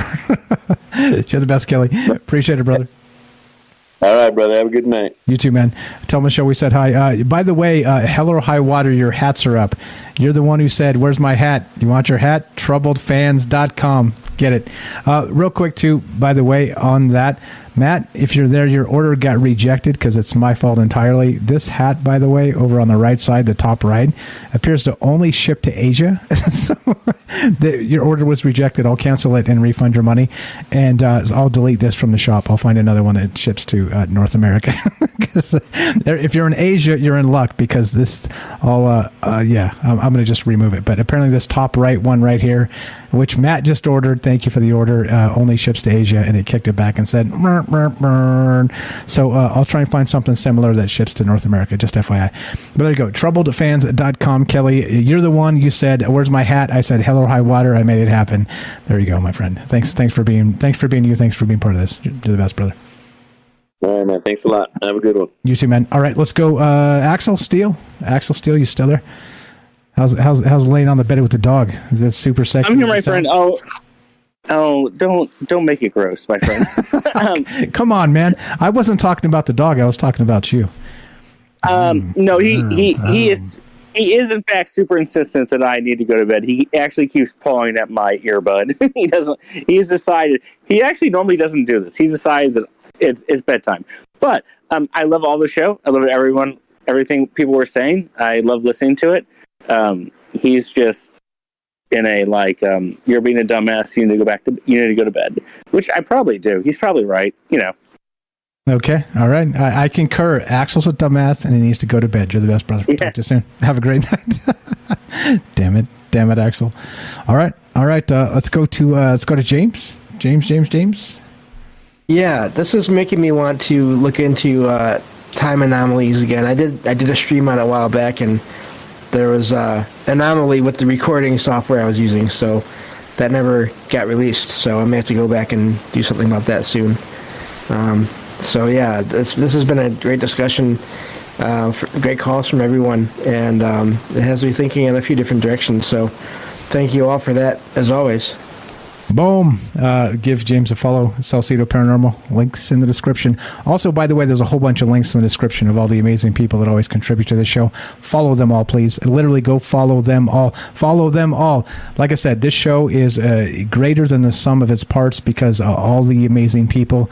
Like I said, I could ramble on for hours by myself, but it's just very much less compelling than if all these amazing people chip in. So I can't say thank you enough to James and the rest of the crew. If I try and name everybody, I'm going to leave somebody out, and then Robert's going to be super mad because I always leave Robert out for some reason, because that's the way it fucking goes, right? Every time you try and name people, you're like, this person, that person, the other person. That's why when they're like accepting awards at the Academy Awards, they either have a list or they're like, too many to name. I'm not going to name anybody. Thank you. Thank you. I love you all. Kisses to kisses to you. Jesus. All right, there we go. That's the thing. We're doing the thing. We got a few more minutes. 702-957-1037 at troubleminds.org. Click the Discord link. Coronal mass haunting apparitions and spiritual energy. What are your thoughts? Let's go to Danny, Smurfer Girl. What's up? I thought we were talking about coronal mass erections. That'll work too. Hey, if you want to take it there, we did bring up obelisks, so go right ahead. Oh, obelisks! I was sitting at a red light earlier today, and I noticed that my little town hall thing had 3 pillars in front of it with nothing built on the top of them, and you can see the little place we have our farmers market, and has this obelisk sticks out the point of the roof of like this. What do you call those things? A carport kind of thing. It's not a garage, but it goes over your car to keep tree limbs from falling on it. Whatever they're called. It has an obelisk. And if you're at the right angle, you get the 3 pillars and the obelisk. What is that? I have no idea. I'm gonna need a scientific evidentiary photograph to confirm or deny I know anything about what you're talking about. Oh gosh. Wait, so how did it make you feel? It made me feel where's the womb? I was about to say. I couldn't find the womb. I'm looking all around myself. It's a bad locker room joke is what that becomes. Is what that totally becomes. Yeah, there's no dome to be found. Just a lot of phalluses. Yeah, right? I don't know. Yeah, exactly. Surrounded by phalluses and obelisks. Yeah. Well, you guys were talking about Manly P. Hall and Rudolph. Well, it drove me into like my thoughts on Rudolph Steiner. Sure. And then Manly P. Hall and the whole. Then you tie that into Aleister Crowley, like who stole Saint Germain's book from who, and that kind of thing, and. All of this is written in those books. They wrote so many things, and Manly P. Hall he was alive for 89 years, I think, and they say he did how many thousands of lectures. And there's always a point if you look it up on any Wikipedia type or if you Google it, the top 10 results are going to tell you that each of his 10,000 lectures was at least 2 hours long, and I don't know, whatever it is, but. They're all on this. What is this thing we're experiencing? What are we seeing here with these apparitions? Are we disturbing? It's like, Madame Blavatsky. Are we doing these seances? Are we disturbing people's karmic cycles? Are we drawing them in and elongating the amount of time that they have to endure before they can, reincarnate or burn off their bad karma? I don't know. It's so complicated. It seems like it. Okay. So let me ask you then regarding karmic cycles. Are you saying we're disturbing our own karmic cycles or karmic cycles from elsewhere that are maybe trying to come back here and we're in the way or disturbing them somehow? And by the way, real quick, I'm going to skip off to the men's room, which is like 30 feet that way, and I'm going to put you on speaker so I'll hear every word. So go ahead. Give me a minute or two. I'll be right back, but I'm listening to every single word. Go. Dang. Well, when someone passes in a traumatic way, if they're young or it's suddenly violent, they're not expecting it. And so it's a shock to their system. And so they might not know what happened, and they might be sort of in what people might call lingo. They might be kind of lingering along in this daze, I guess. I don't know. That's what I always get. That's my feels on that. It's like a daze. And so obviously whoever is left behind, like if it was a child or somebody that was, beloved otherwise, someone wants to see them. They miss them really bad and they want to contact them, or they're mourning so hard over that loss that the person who lost their own physical life at that moment is sort of, I think, drawn back. That's the feeling I get from all the teachings, Indian and whatever. But, it might, to mourn someone so hard and wish they were here and really put all of your energy into that mindset, you might kind of be hindering them. You might mess up their karmic the karmic cycle. You might cause them a little bit of a setback because they might be ready to move on to some other place, or I don't know. I'm not in, the afterlife at the moment. I'm in this physicality, so I can't say. But I think all the Victorian seances, it might have caused a little bit of damage. It might have set something off in a really bad way. And then, so I always mentally sort of tie this into scientism, like the, what are those actors? People's Tom, whatever, I don't know, the Top Gun guy that gets on my nerves really bad.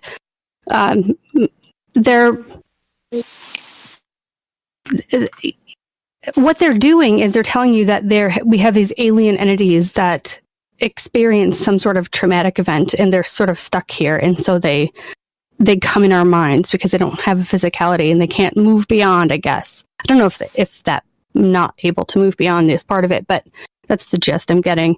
And so we're like sort of laden with their lack of being able to comprehend what happened to them. And I think the Victorian seance might cause that. I think that if scientism has any truth in it, any real grounds, not beyond like a Geiger sort of grounds, peace be with him wherever he is. I'm here by the way. I think I broke my soundboard. We'll say I tripped on the way out. I kicked the cord and like just literally broke my adapter. That's well, okay. I went into like the whole scientism and like I heard you. Aliens and disembodied souls and stuff. But, I heard you. You were on speakers. I heard you the whole time. I'm just okay. Good. Back. You're good. I thought you were joshing me for a second. No. I was not about to repeat my mind. You get the Michael Strange without headphones. So okay. So here's the thing too. Regarding scientism and Scientology, right? Differentiate? Scientology, yes, I do. Did I mix that up? Yeah. That's what I want to make sure. I did. I want to make sure. So I meant Scientology all the way. I was trying to think of it with you. I was like, God, what is the name of that? What is the name of that? And it just came to me right now. So, okay. I was full on Scientology there, not scientism. Okay. That's relating back to flat Earth and stuff. Right? Okay. NASA. All right. Cool. All right. So, well, I don't know then. Like regarding all of that stuff and all of the rest of this that everybody else has talked about tonight, throwing it all on you. Do you give this a big solid maybe? What the fuck is going on anymore? Absolutely. Because you know what? I don't see ghosts per se. I've gone to Waverly Hills Sanatorium. I live really close to that. It was a tuberculosis ward. And that was also, if you really pay attention to what happened around 1850, there's a lot of really wacky stuff going on there. And that's where all of the, like mind infiltration, like propaganda, sort of like brainwashing starts. It was like a pre-TV kind of thing. And so everyone gets afraid of this and they get afraid of that. And they're like, oh, it's sort of it's that big shock and fear reaction, but we don't know what caused them to be put in that place. Because I am a mud flood mindset. And so it's just so wacky. There's all this chaos. And so we have all of these, what I call white glove controllers, and they swoop in and they control the narrative, they control the mindset. And so you have Madame Blavatsky, you have the seance, sort of like the Victorian seance period. And so people there, and that goes back, like, Queen Victoria and her mourning period over her husband. And so everyone is just like in this deep grieving over the loss of any person, and they are hanging on to them. They're keeping them from advancing. They're keeping them from, moving forward on their own karmic cycle. And I think the karmic cycle is it's a twofold thing. I think I don't think karma is exactly the way that it's been represented to us so much. We think of it as you do this, so it comes back to you maybe times 3. That's like the modern 1990s version of it. Yeah, I think, exactly. But I think current karma is more of how what you put your mind to. Also luck, and I think you can manifest your own luck and you can change your own karmic cycle.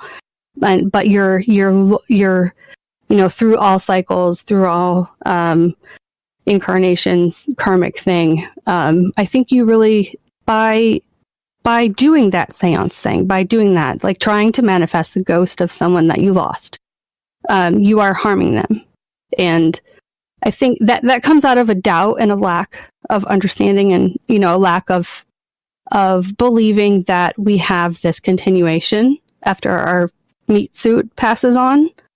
And I think we just need to remind ourselves of that. But yes, I do see not physical ghosts, but apparitions of sorts during the day, only during the day. And tying this back into the CME thing, I got really excited when you were tying that into that, because I do see, and I have recorded them on cameras, and other people, I point them out to other people to make sure I'm like hallucinating or not, am I the only one saying this? You have to, or you think you're insane, right? Yeah, you have to. Hey, look, do you see that? Am I crazy lady? Yeah, exactly. they're like, who are you I always again? get like a third party confirmation that it's actually there. Right? Yeah, totally. But I do know in my mind, and this goes back to what you were saying a couple hours ago, I do know that they're there. I kind of sense that they're there for some reason before they appear. And I was actually sort of mildly traumatized just a few months ago, because the first time I saw them was a couple of years ago, maybe 2 or 3 years ago. And I did record it with my iPhone, so it's kind of crap. But this time I was in a car. I was the passenger in a car, and I had seen 2 of them, and I recorded them on 2 different phones. It was crap phones. I have one of those P900 cameras, and for the life of me, I cannot remember to bring it whenever one of these damn things shows up. Of course. Of course not. And the first recording I made, it lasted so long. I went inside my house and got binoculars and went outside, and they were still there. And they weren't there originally at the beginning of sighting, which was my second interaction with them. But I think they do, and another thing you were saying earlier, they do sort of, or somebody, one of your callers, they do sort of mentally communicate with you. I don't know, and that cycle of are you summoning them, or are they there because of whatever energy? And the whole coronal thing, it always brings. It sort of ties into. I've never seen them at night. They're always, the sun has to be out. That's the only time I ever see them. And so I do have this lingering trauma over the last big experience, which was, I think, my 4th or 5th. I saw 2 of them, and they sort of they like to flow in unison. They like to do these little patterns, like, oh look, we're cute, we're like 2 UFOs, whatever. But I'm going down the road, and I'm looking all over because I had already seen and recorded them just a few minutes before, and we're going somewhere else. And I turn my head, and there's like 50 of these fuckers. They're like the whole sky, like in this one spot, way much lower in altitude than I had ever seen them. They're just kind of hanging out in this It's like a random sort of cluster. It looked like a bunch of gray, massive balloons, like just floating in midair together. And I'm like, oh shit! I'm not even going to tell anybody else in the car to turn around and look, because at this point I'm getting it. I must be totally wacko. And so I turn my head, like within 1 second, I turn my head, grab my phone to turn on the camera. I turn my head back, and they're all gone. And I could not talk. I just felt I was in shock. I couldn't comprehend what that, like, it was a 1 literal second that happened. And it's like they're clearly sentient, they are there because they're there. And they're like, I don't know, what is it? That's what I can't figure out. And so people have suggested to me all kinds of theories, like, they are demonic, whatever. They're some sort of angel kind of thing. They're showing themselves to you. I don't know. But dang, I would like to know. Yeah, right? Isn't it strange how it's always polarizing? It's like, well, that's the devil. You're a cursed kid. And you're like, oh, it's your guardian angels. They're following you. Somebody's looking out for you. You're like, I don't know. They're looking. That's they know you're looking. Horrific coin flip, isn't it? I still don't think I've come to terms with that particular moment. I still have not. I don't think. But this stuff is real, for sure, 100%. This stuff is real. Absolutely, undoubtedly. I don't know what the hell it is. Somebody, if you know, tell me, please. There you go. But, you're in the right I mean, place. I started going to, the UFO reporting sites and stuff, and there's nothing like that on there. No, I don't know. Yeah, MUFON. There's a back door into MUFON if you want to kind of monitor that. I'll try and get you a link if you want to check that out, where you can see people in sort of like real time uploading their stuff in the last 72 hours type of stuff. I'll get you a link if you don't know how to find that. And I've been watching some of that stuff, and there's a lot of it that is, possibly prosaic stuff. You're just like, maybe, but then there's some other shit, and you're like, what the fuck? Like, how did this? But they got a clear video of this shit, and it's like, yeah, I have clear video. Yeah.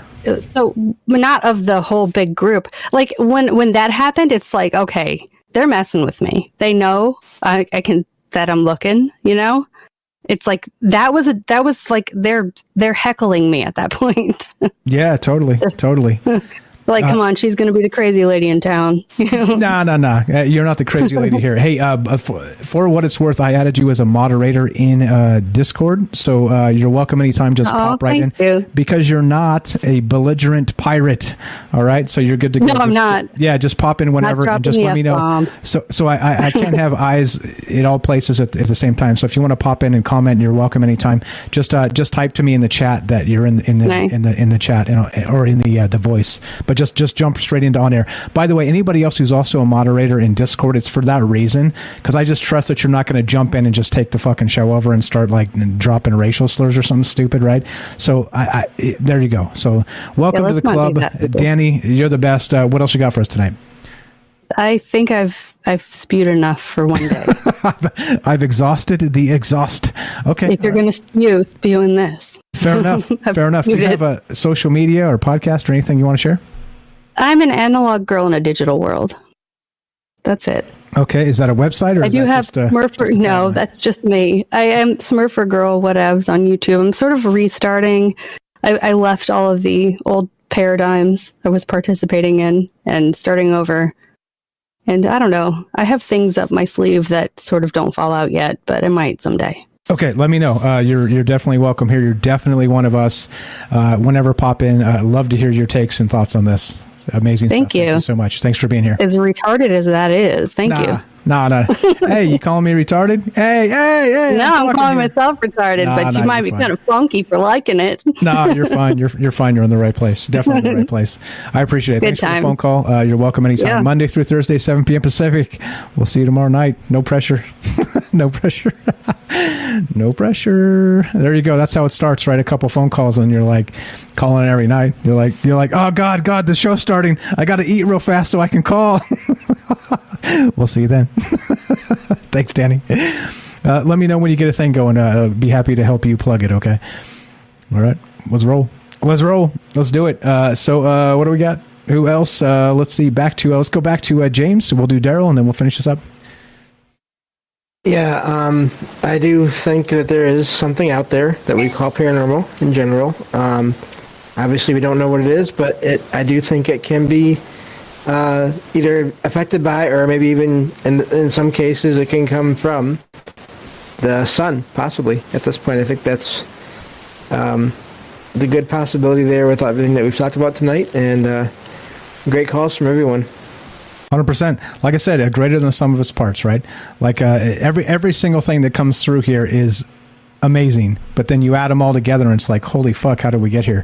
Like we're making magic every single night and I don't even know how.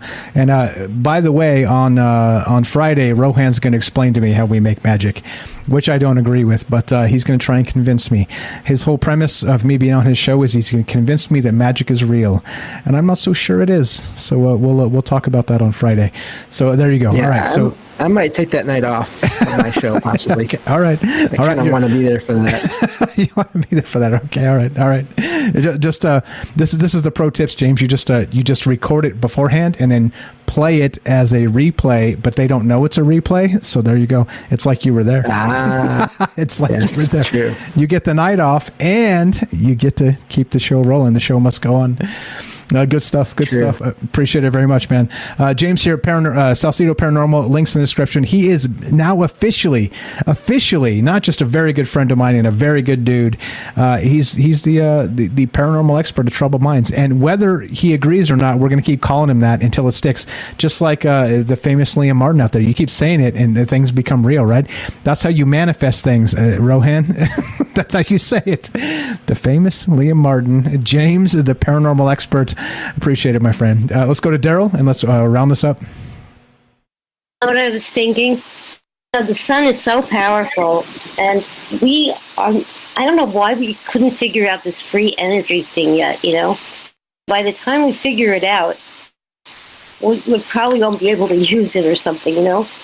Just think it's crazy that we don't have free energy yet. With this amazing sun. And the other thing I was thinking of.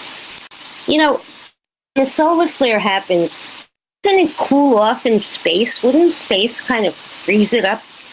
I don't know. It's one of those things that bothers me. By the time it hits the Earth, wouldn't it be cold? No, that's how hot it is. That's the craziest part, right? And not only that, like, this is the thing that drives me nuts. We've got the Parker Solar Probe that we're told we're able to wrap specifically with a particular thing, and this thing's flying into the atmosphere of the sun. It's like, wait, what? Are you serious right now? I don't know. Like, I'm not one to say space is fake, all right? But I'm also like, I was very suspicious when they said they were doing that then. And now they said they've flown into the atmosphere itself of the sun to take readings. All right. Maybe not. Again, real quick, don't ever take anything I say as gospel. I'm really mostly all the time just thinking out loud. You know what I mean? In terms of, maybe tomorrow I'll change my mind. And I think that's how we all should be, in my opinion. Is don't get so locked into something that you hate other people, right? That's my opinion. And that's the strongest opinion, is like, opinions are fine until they start breaking up families and shit and friends, and then opinions aren't fine. And I'm not saying like ban opinions. I'm saying like just know yourself. And when you start to freak out over some political bullshit that doesn't mean a damn thing, just self-reflect. What did Mark Twain say? When you find yourself on the side of the majority, it's time to pause and self-reflect. That's what he said. And he's fucking right. He's totally fucking right. All right, what else you got, Daryl? Let's wrap this up. Great show, great stuff, great calls. Everybody was awesome. Just love the show. Love you. Thank you. So, thank you. Appreciate it very much. There you go. All right. So the bad news is we're done. The good news is, God willing, we got tomorrow, and that's for Jay in New York. If you're out there, buddy, and let's see, make sure he didn't jump in here. Sometimes he squeaks in and has an outro for me. Smurfer Girl, Danny, anything else before we finish this up?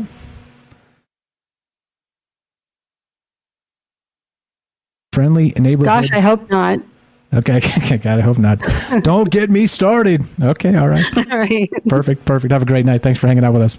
All right, so it goes like this. Thank you for listening. Thanks for all that stuff. Thanks for all the amazing interaction. Thanks for being part of this. Thanks for all, really. And thanks for all the all you folks out there buying the hats. There's a lot of folks buying the hats. I'll fix that one on the top right. Only ships to Asia. See, that's what I mean. Like, that's why this stuff's a pain in the ass, because it's like this one works, that one doesn't, this one goes to certain. It's a giant pain in the ass to set it up. Took me 8 hours last night of just like cursing and kicking things.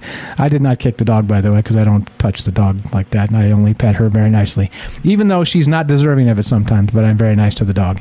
But in any case, let's get the hell out of here. Let's do it.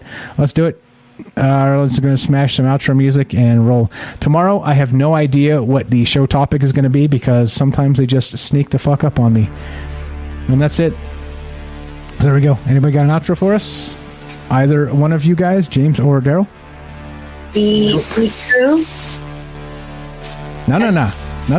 I'll get there. Some other thing. Sure. Let's see. Negative? All right. All right. James? It doesn't matter. Oh, it's all a matter of your mind. If you don't mind, it doesn't matter. But I forgot the first part. All right, perfect. Perfect. I like it. I like it. I like it. James, anything? Great chat and calls and show as always. There we go. Appreciate it very much, guys. Wherever you go, there you are. Wherever you go, there you are. You have arrived. You have arrived. Indeed. All right, so let's get the hell out of here. It works like this, right? Monday, Tuesday, Wednesday, Thursday, 7 p.m. Pacific. We go 2 hours if you guys aren't into it, and I laid an egg. We'll go 3 or more if you guys are into it and want to talk, and that's what this is about. It's about a conversation. This is not about a demagogue shaking his fist and trying to teach the world about anything. I don't know shit about most things, but I do know enough to maybe put a fulcrum under a conversation and maybe lift it up so people want to hear it. And that's what this has always been about. It's not about me trying to tell you my worldview.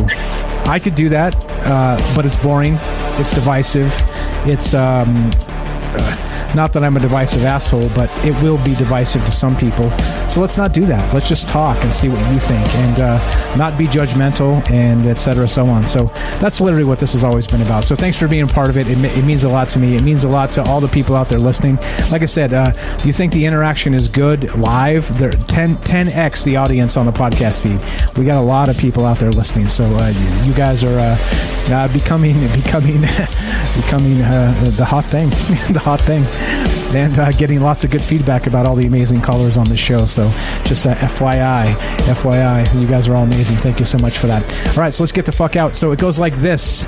Monday, Tuesday, Wednesday, Thursday, 7 p.m. Pacific. If you want to help the show, a few ways. Patreon, Rockfin, you can sub up. Twitch, you can sub up directly on Twitch with Amazon Prime at no additional cost. If you don't want to spend money and you do love the show, there are a few ways. Again, you can contribute. Hop in the chat, call. Look at all these amazing people that do call. You could also just listen to the podcast feed. It's monetized. It's got ads in there. So just there's the gold and then our RSS feed. So if you just picked up Troubled Minds in the last 6 months, we've been going for 4 fucking years. There's some really good conversations back there that maybe you want to go back and time travel, do some see what Michael Strange and crew were thinking 2 years ago. It's there. Go check it out. I'm tempted myself sometimes to see if how wrong or right I was, but I don't have time. I just don't have time. So I'm gonna just keep on plugging. So as we finish, it goes exactly like this. James, you want to do it? Yep. Be sure. Be strong. Be true. Thank you for listening. From our troubled minds to yours, have a great night. We'll see you guys tomorrow. Thanks for hanging out. Thanks for being part of this.